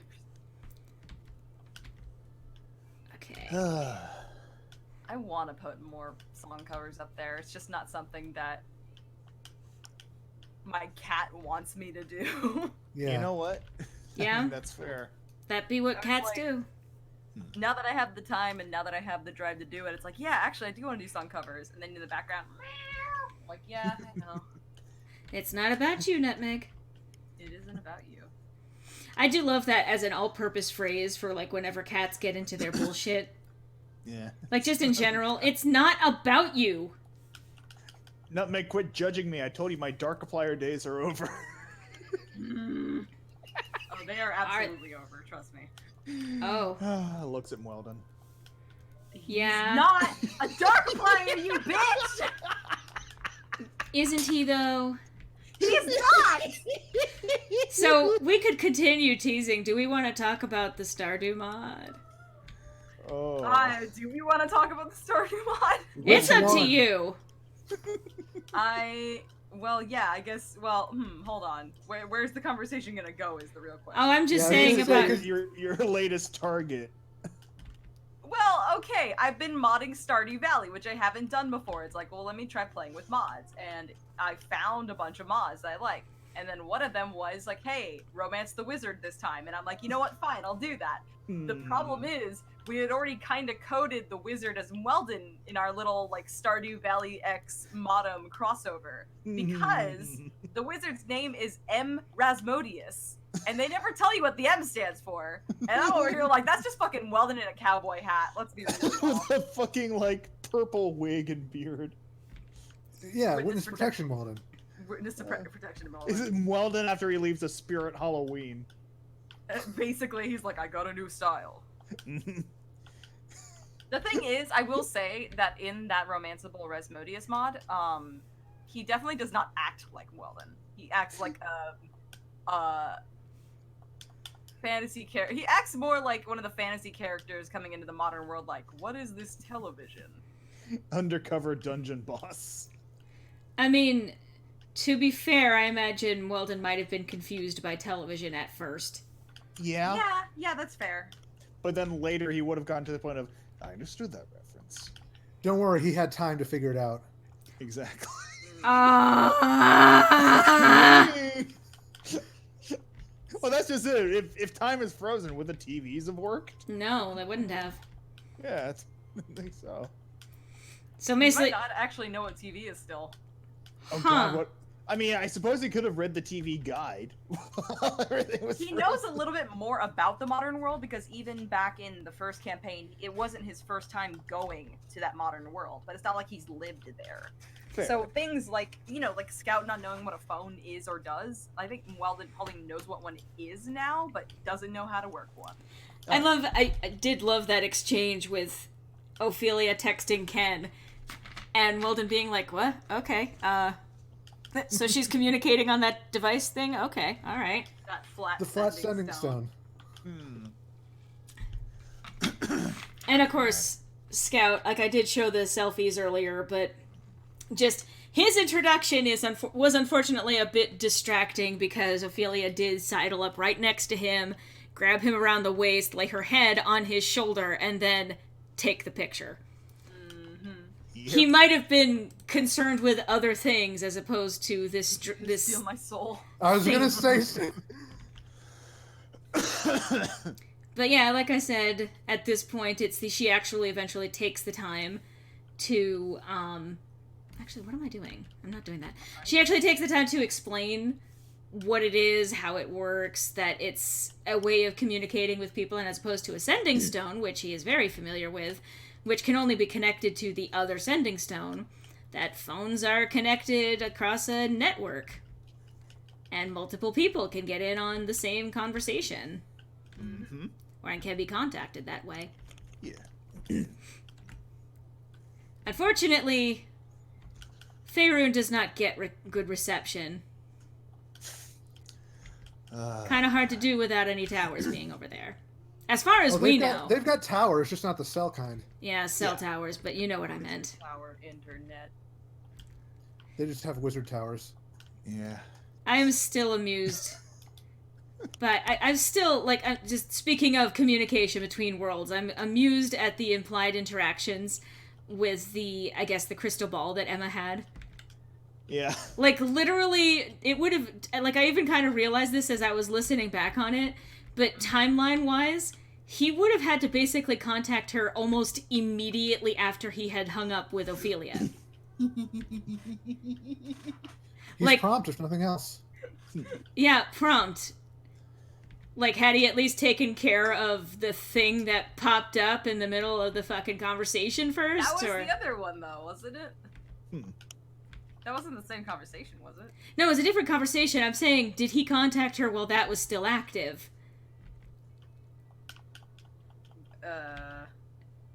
I'm talking about the result of Ophelia saying, would I be directly under you? Right, but that was the first call. No, he didn't talk to her right after that. No, I was talking... Okay, so I'm talking about... Yeah, I'm sorry. I'm talking about in terms of the timeline, in terms of where it would have lined up in the order of events. Scout, it's implied that he's the one who contacted Emma that night. Yeah.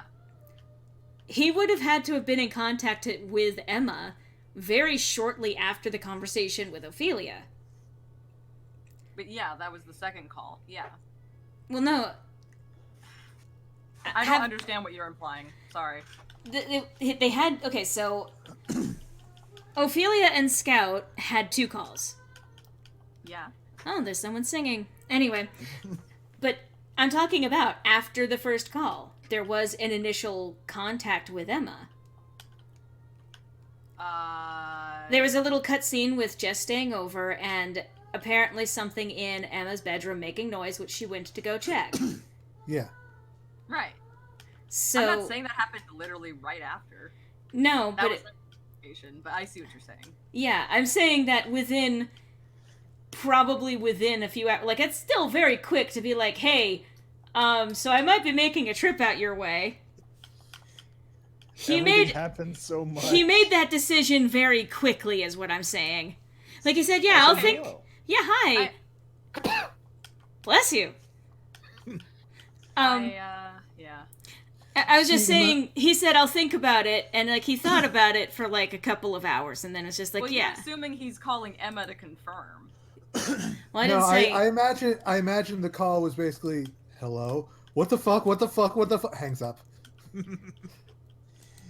Yeah, no, it's not calling to confirm, but yeah, okay. I am assuming a lot, admittedly. I'm just amused at the timeline. Yeah, that's why I got confused. I apologize. No, yes. I see what you're talking about. Yes. Also, we are now joined by Cadet Hat Sean. Yay! What's up, benches? Yes. Alright, I have accidentally made this hand bigger than the other one, despite it being foreshortening-wise behind it, so I'm gonna fix that. One of the nice things about working digitally is not having to constantly erase. Yes. Okay, so there we go. Slowly but surely getting the entire party involved in this. Kind of. Yeah. Yeah, actually. As availability changes. Yeah, because there's Tom, who is not here, and there's Marcy, who's not here. Yeah. Yes. And Jane, while she's not officially part of the party, is very often hanging out with us. Side. Yeah. Yeah. She's the often last member of the NPC team. Yeah. Yeah, I believe she has plans tonight. Yeah. Yeah. But Plus, I will probably be heading out shortly. Yeah. I'm gonna have to leave for that appointment. Yeah, I think we go until about 7:30 your time. Yeah. Yeah. We may go a little bit shorter than that, or we might go longer than that. Depends on my own stamina for this, but. Right. So I accidentally foreshortened a hand really well now. Like, actually made it look like it has depth to the way that the hands are arranged, so yay. Nice. I mean, if it works, it works. She's team mascot. Yeah? Yeah? I guess that raises the question, though, Gab. Who would you consider more a general mascot for the campaign as a whole, Prin or Weldon? Prin. So that's Prin. actually interesting, too. If you'd asked me about that first Modem campaign, it's absolutely Prin. But in the newer campaign, I think it's leaning more towards Weldon, considering how much impact he's had on the story as a whole already. Yeah. So I would say in Modern 2 it's kind of the both of them, but definitely more so Weldon than the first game. Okay. Huh. I getcha. It's a joint custody. So, like, Prin would be on the Volume 1 DVD and Weldon on the Volume 2. Honestly, yeah, that's a great way to put it. I still consider Prin the mascot, if not only for the fact that, like, most mascots in a lot of those situations are the cutesy, marketable one, and that's absolutely Prin. Yeah. Contract? Contract. Anybody order a mascot character? Yeah, Prin is the one you would see on all the T-shirts. Yeah. Or on the fucking cereal box. Yeah. Or would have every single sort of like piece of plastic made out of it. Yeah. I mean, I need a Prin Pop Funko. I was about to say, I need a fucking Weldon Pop Don't Funko. test me. I mean, I was thinking about making a Bishop Funko Pop with the Zori Bliss pop. I was gonna say, I'm pretty sure there are Tinkerbell Funkos, just waiting for you to customize them, Gab. I mean, No, I refuse. I outright refuse that one. You'll break eventually. No, I won't. Fuck, you're right. Shit, you right. I'm pretty sure we can break you, Gabby. it's only a matter of time. Wow, look at the time. I gotta must go. break you. Hey guys, what's going on in here? Whoa. No, I've had enough of that. It's like, okay, I'm just gonna close the door over here. Well, better hit the old dusty trail. Hold the elevator, Walden. You're on your own, bitch. Binge. Binge. Yeah. I'm just picturing him, like, again, picking up all of these vernacular words like himbo, twink, binge. He gets them from me and nowhere else. Yeah. Oh, who knows? Maybe the kids will introduce. I learned it by watching you. What were you saying? Sorry. I was just saying he might pick up a few things from the kids themselves chatting about stuff in front of yeah. him. Oh, At some That's point, fair. he's going to learn the meaning of the word bay and then reflect back on that conversation. It's like, should we get the bays involved? I mean, I already made the joke about him doing the fucking Fortnite dance in front of the toy store. Oh my god. But What is Imagine this Walden tremor? flossing. yeah, no, eventually, like I said, at some point, both Scout and Weldon, depending on when they learn it, but just in general, they're going to eventually learn the meaning of the word bay and think back to Ophelia with her banter with Emma. Weldon probably being amused, and Scout having a sort of retroactive embarrassment moment. Now I just get the image in my head of like an actual like serious crisis has happened, and he's going up to the kids to report him. TLDR, some shit just went down. I mean, I was gonna say, Gabby, didn't we literally just have this same conversation earlier today? Yeah. I'm so mad. Once, yeah, I will say though to the point earlier that Laura's making, the whole like once they find out what Bay means, Scout especially is gonna be like, wait, hold on, wait a second. well, to be fair, it's not like she was being very subtle about things anyway.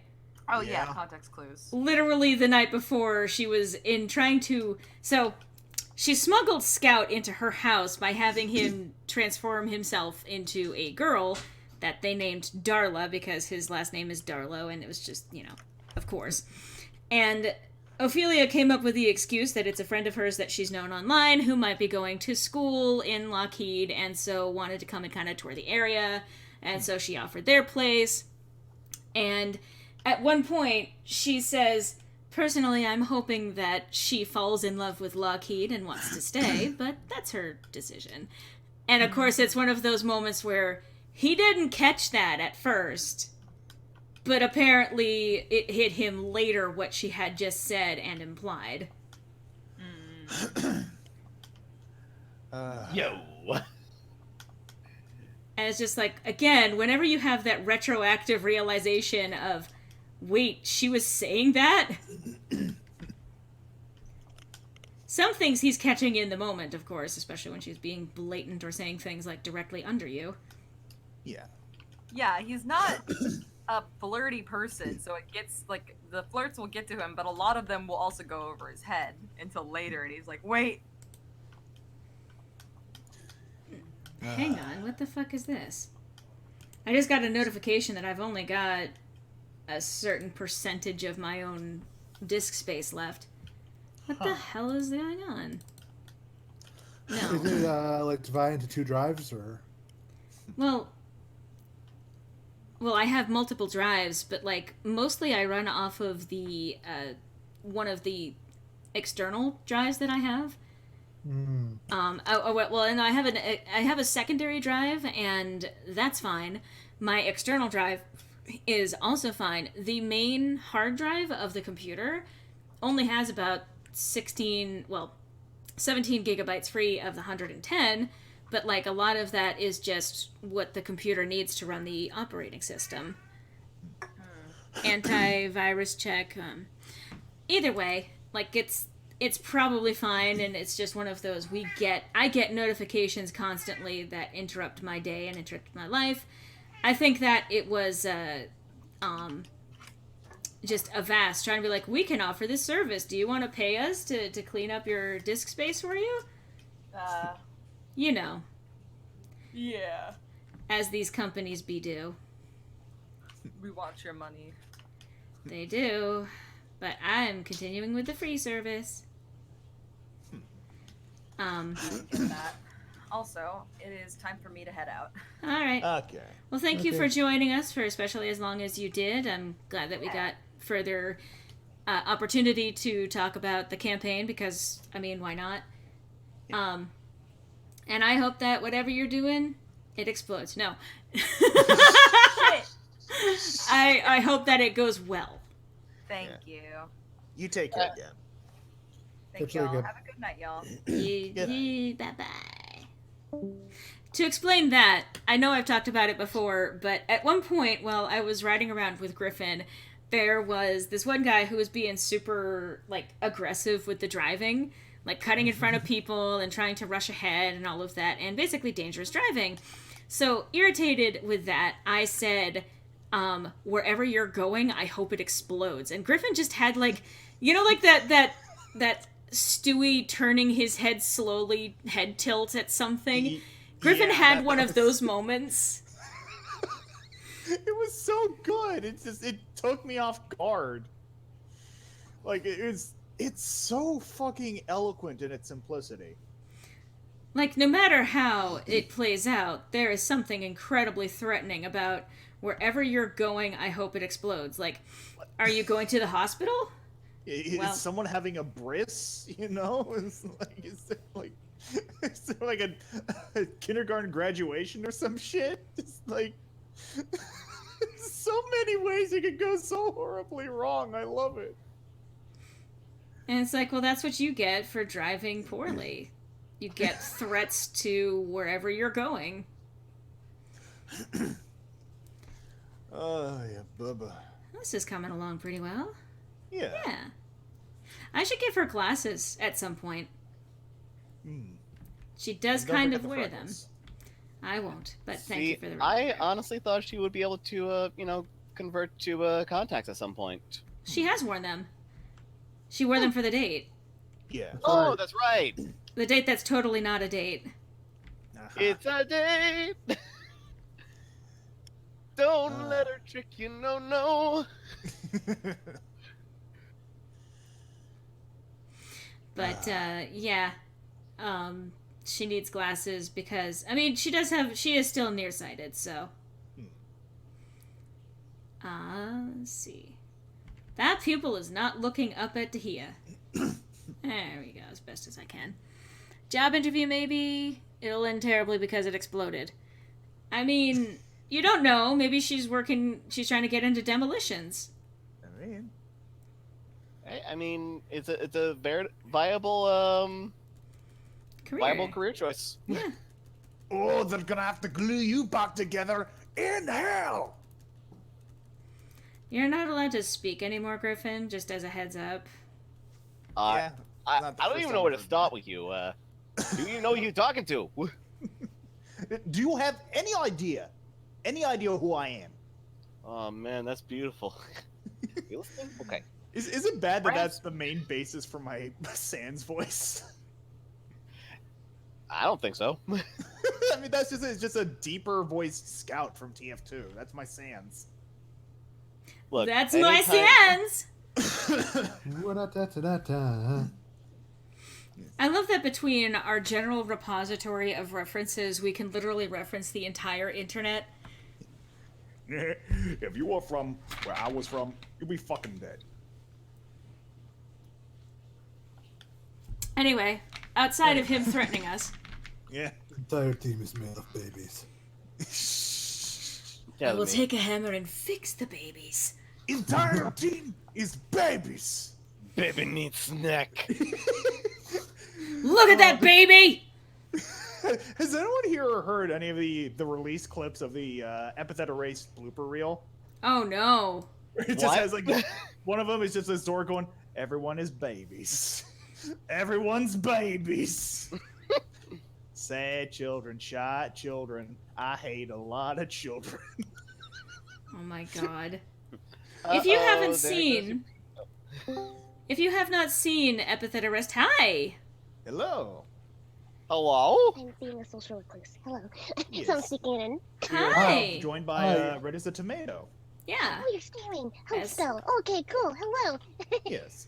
Yes, we are in fact le stream. But yes, everyone, do yourselves a favor. Watch Epithet Erased. Yes. And Hell yes. another glorious detail I found out about through the outtakes is that apparently the voice actor for oh god, I feel so bad. The little girl, Molly? Molly. Yeah. Apparently, Molly's voice actor refers to her as a cosmic brownie. Aw, that's adorable. I mean, yeah. So fucking precious. Because apparently, there's a bit where she was reading like the one monologue where Molly tells her backstory to Giovanni, and she's like, "Oh my god, my cosmic brownie, please." Ooh, I like chicken strips. I like bears. Do yourself a favor and also watch the fucking the stream highlights from fucking Ashley Nichols. She was one of the lead artists from the pilot for Has Been Hotel. Yeah. And they're currently on a break from streaming right now, but her streams often feature a lot of the voice cast members from the pilot. Mm-hmm. And that was one of those moments where Nifty was in call, the voice actor for Nifty, and she not only read off like was speaking Japanese and making all of the like Sailor Moon references, but at one point there was an awkward moment in the conversation, and she just chimed in with "ooh" or "ooh, I like chicken strips." Good choice in food. I was gonna say, to be fair, who doesn't? I mean, yeah. Fair. Like you know, you roll this around with some buffalo sauce and mwah, Hell yeah. my man. Yeah. But that reminds me, I still need to give you that recipe for wings. Wangs. Yeah. Ooh. I would love the recipe of winglings. Yeah, and it's real fucking simple. At least if you have like just a consistent frying method. For me, I use an air fryer, but I know not everyone is gonna have that. But I love the visual of the two of you interacting, especially like cooking in the kitchen together. hell yeah. It would be so wholesome. Oh yeah. Kitchen buds. Yeah. Also, fucking another life hack here for you, Sean. Yes. If you're ever lucky enough, like if you're grocery shopping and if you are across the frozen meat section and they still have like frozen like smoked turkey thighs or legs or wings from like Thanksgiving, pick those suckers up, cook them in about like 2 cups of water for about an hour in the oven at 400 degrees. Not only will you have some good fucking like turkey legs, but save the water from that and you've got some cheap turkey broth that you can put in things like rice. Like if you cook a batch of white rice with like that kind of turkey broth, you have that and maybe eat that with some fried chicken. Real fucking good. So Griffin likes food. I don't know if that's do, clear. You just blew my damn mind. Here's the thing. Mhm. I would do that. Like in the past, I've like after like Thanksgiving or Christmas or anything like that, I would go to the grocery store and pick up like the spare turkey legs because I found a recipe that is basically like a replica of the turkey legs that you get in like Disney parks. Nice. So they throw like a little liquid smoke in there and like a brine soak, Ooh. And I actually threw in some extra other spices, like like some Cajun spices, some chili powder, Awesome. and just like stuff to give it an extra little kick. Yeah. And afterwards, after I bake it in the oven, after letting it soak for like overnight or like a day, I would also throw on some buffalo sauce, and I call that my diable jambe, Hell yeah. I love which is how which is very much a reference to One Piece. Nice. the backdrop to my drawing Ophelia casting like lightning bolt is a conversation about cooking wings. I was even gonna say, I'm glad you brought that up, Sean. Am I the only person who really wanted to try the fucking dish that Sanji made with the food leftovers?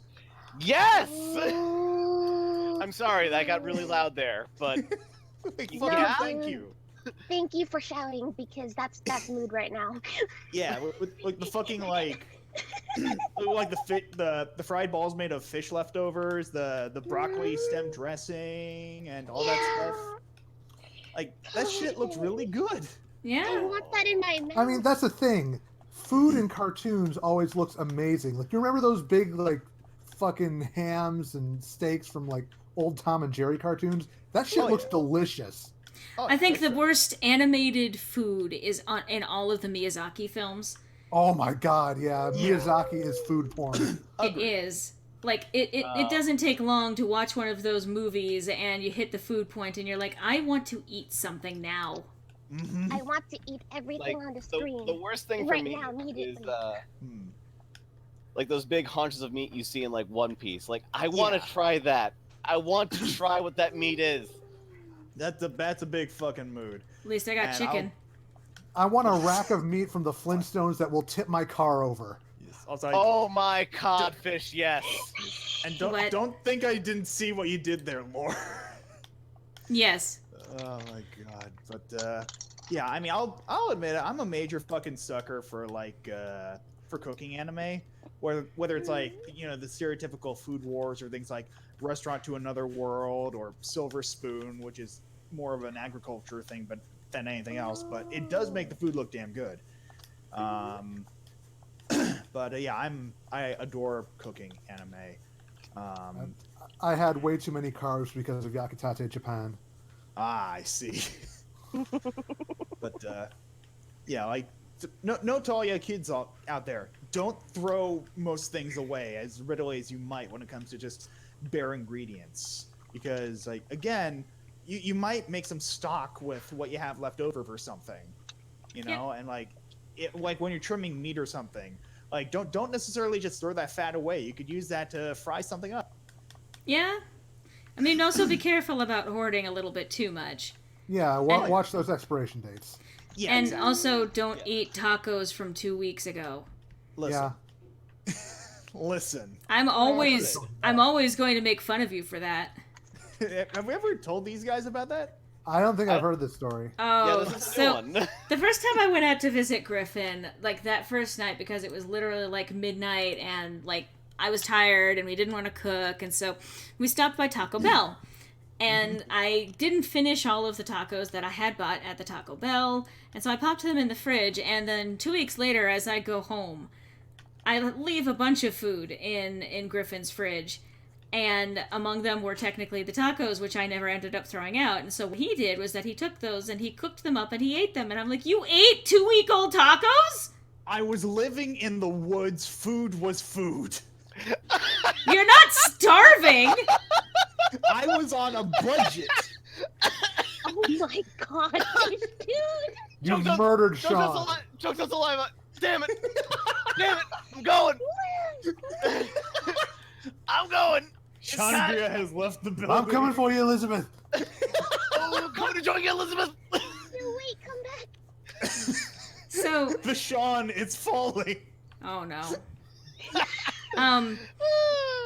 But yeah, so among other things, Griffin is a foodie, but like, dude, you were like 5 minutes from the nearest grocery store. I know you're on a budget, but 2-week-old tacos! If it's not moldy, like here's the thing: if there's mold, it's potential penicillin. If it's not, it's edible. Are you pulling if it fits by SIT's rules for food? Yes, absolutely. Codfish. I'm a penny pinching son of a bitch, all right? Fuck you. I'm disappointed. Fuck you very, Well, yeah, very that's nothing new for me. much. Cause we hate what you do, and we hate your crew. So please I'm don't actually stay kind in touch. Rather proud of that. I was living in the woods. Food was food. God, bitch. I mean, that is a mood sometimes. I mean, but I Yes. did technically live in the woods for about 3 years. Yeah. Whoa. Wow, I mean, it was a rather nice old cabin. I'll say that much. It wasn't like I was living in a tent or anything like that. I mean, granted, you couldn't drink the tap water, and the only available internet I could get was fucking Verizon, which charged me fucking like $90 a month for like Shit, internet. it was like 6 megabytes per second, 60 megabytes a second, I think. What's Jeez, that? Lou. Well, Uh, but yeah, no, so Not great. the thing is that canonically now his character, the Logician, lives in that cabin. Yeah. I even have fucking pictures of the place if you guys are curious. Art imitates life. I would be genuinely curious. Yeah. Turns let out me that just- Laura's best friend is a ghost. Tweak Tacos killed him. There's penny pinching, and then there's just poisoning self. Griffin, And guess now, I'll die. And now he haunts the woods. Yeah. Wait, Griffin. No. Practically feral. Yeah. Are you a Griffin? Are you a forest spirit? You know, sometimes I wonder. Griffin, are you a Junimo? Oh my god! Jumping Junimos! God. But let me see here. That's not a no. Drama that has so many seafood recipes. I can't, for the life of me, remember. Fudge! Because y'all reminded me of it, and I'm like, fudge! Actually, back on the topic of animated food. hmm I don't know how familiar you guys are with OKKO. I'm vaguely familiar with it. There's like Second exposure, yeah. there's a few different like snack foods and food stuffs that they have in there, like laser chips, power nachos, and like there's like this food truck with like burritos. Those are some foods that I would like to try. I mean, food trucks are actually a really excellent way to get some food. I think one of the things that we ended up frequenting when I was staying out in Portland was this one food truck that sold effectively poutine. Potato champion, yes. And I mean, they had a lot of different options. My favorite was the fucking PB&J, which had like a chipotle raspberry with a peanut Thai butter, peanut sauce. yeah, Thai peanut sauce. Yeah. On fries, and you could also get it, well, yeah, potato fries and everything. Yeah. And it was so good. It hurts so good because I'm technically allergic to legumes. Yeah. There's a couple food trucks near work that I'll hop by every once in a while. And it can be worth it. I mean, obviously, do your research and try to be careful about what you're ingesting and all of that, but food trucks are an amazing way to get some pretty cool food and even some stuff that you wouldn't otherwise find, like, commercially. Yeah. Yeah. Yeah, but like one of the things Portland is famous for are the food carts and food pods out here, because there's some delicious fucking food out here that you can get through. Like things like, I mean, I pass them like almost on an almost daily basis, whether on the east side or west side of Portland or just going north or south of it. There's so much good fucking food in Portland. There is. Yeah, We had a pretty good time while I was out there. Steven Universe made jam and biscuits. Look good. One place. Oh, you're showing the cabin pictures? yeah. So this is where I spent 3 years of my life. But, let's see. Oh, well, that's another panel completed. So I got... Let's actually double check this then. Yeah.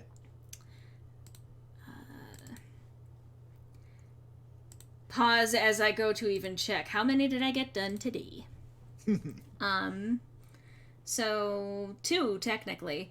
So yeah, if I'm going at a rate of roughly 1 hour per panel, and I have 31 panels now. Nice. That's how much has been going into this animatic. So when it goes up on Serenia Studios, you guys better watch. Yep. With bells on. Yes. So like, here's I'm the not getting thing. bells. It has been a couple of hours since I started this stream, and I think I'm pretty satisfied with, accomplishing the 2 panels for this. Usually 2 hours is my limit for streaming on the regular, and I think that I do want to cut it there. First of all, I want to thank all of you guys for coming by to watch. It always means a lot to me that folks are willing to take time out of their day to come watch me ramble on for a couple of hours at a time. And I'm enjoying making this animatic, and I can't wait to actually officially release it for y'all. I want to thank all of my lovely co-hosts, whether they've been here from the beginning or they joined along the way. You guys are always a treasure to have, on board for calls and stuff like that. So, it's not letting us see it. Oh no. Oh. Oh, sorry, no. I didn't mean that to the stream. It's okay. It's I alright. was about to... Oh, because you need to give permission, Griffin. Oh no, I could have sworn I put that on the one that would allow public access. Anyway. But thank you, Red as a Tomato, Cyberlink420, Cadet Hat Sean, as well as Serena Midori earlier, who had to leave for evening appointments, except Griffin. Yeah. And of I'm course, just here regardless of whether you want me or not. yeah, but that's okay, because I do enjoy your company too. But yes, thank you, all of you guys, for joining me in call today. Again, it makes it easier to do an art stream when you have other people talking for when I need to focus on something. It has been a genuine pleasure, and if you'll excuse me, I have to go buy a Game Shark. Absolutely. Ooh, fun. But again, this is an animatic that will be going up on Serenia Studios, which I am officially going to be making an announcement video explaining the new schedule, but I'm going to be moving to once every 2 weeks updates, and I'm going to try to be consistent with at least one Ballad of Lorelei and one Symbolism and Lore episode each month. I also am going to be doing more song covers, animatics like this one, skits, plot stuff, other things along those lines. And of course, I mean, if you want to keep up with all of that, like I said, subscribe to Serenia Studios, spread the word, let people know that this channel is out there and creating enjoyable content. I know that like everyone does the whole spiel of like, comment, and subscribe, but like this technically is my income, so I mean, it makes a big difference to me, especially the more eyes that are actually on it. Every little bit helps. Yeah. Give that bell a ring-a-ding-ding, too. I mean, at the very least, so that YouTube actually knows to let you know when a video has been posted. Yeah. But all of the self-advertising outside of... Also, feel free to check out my Patreon. It's always linked in the description of every video on my channel.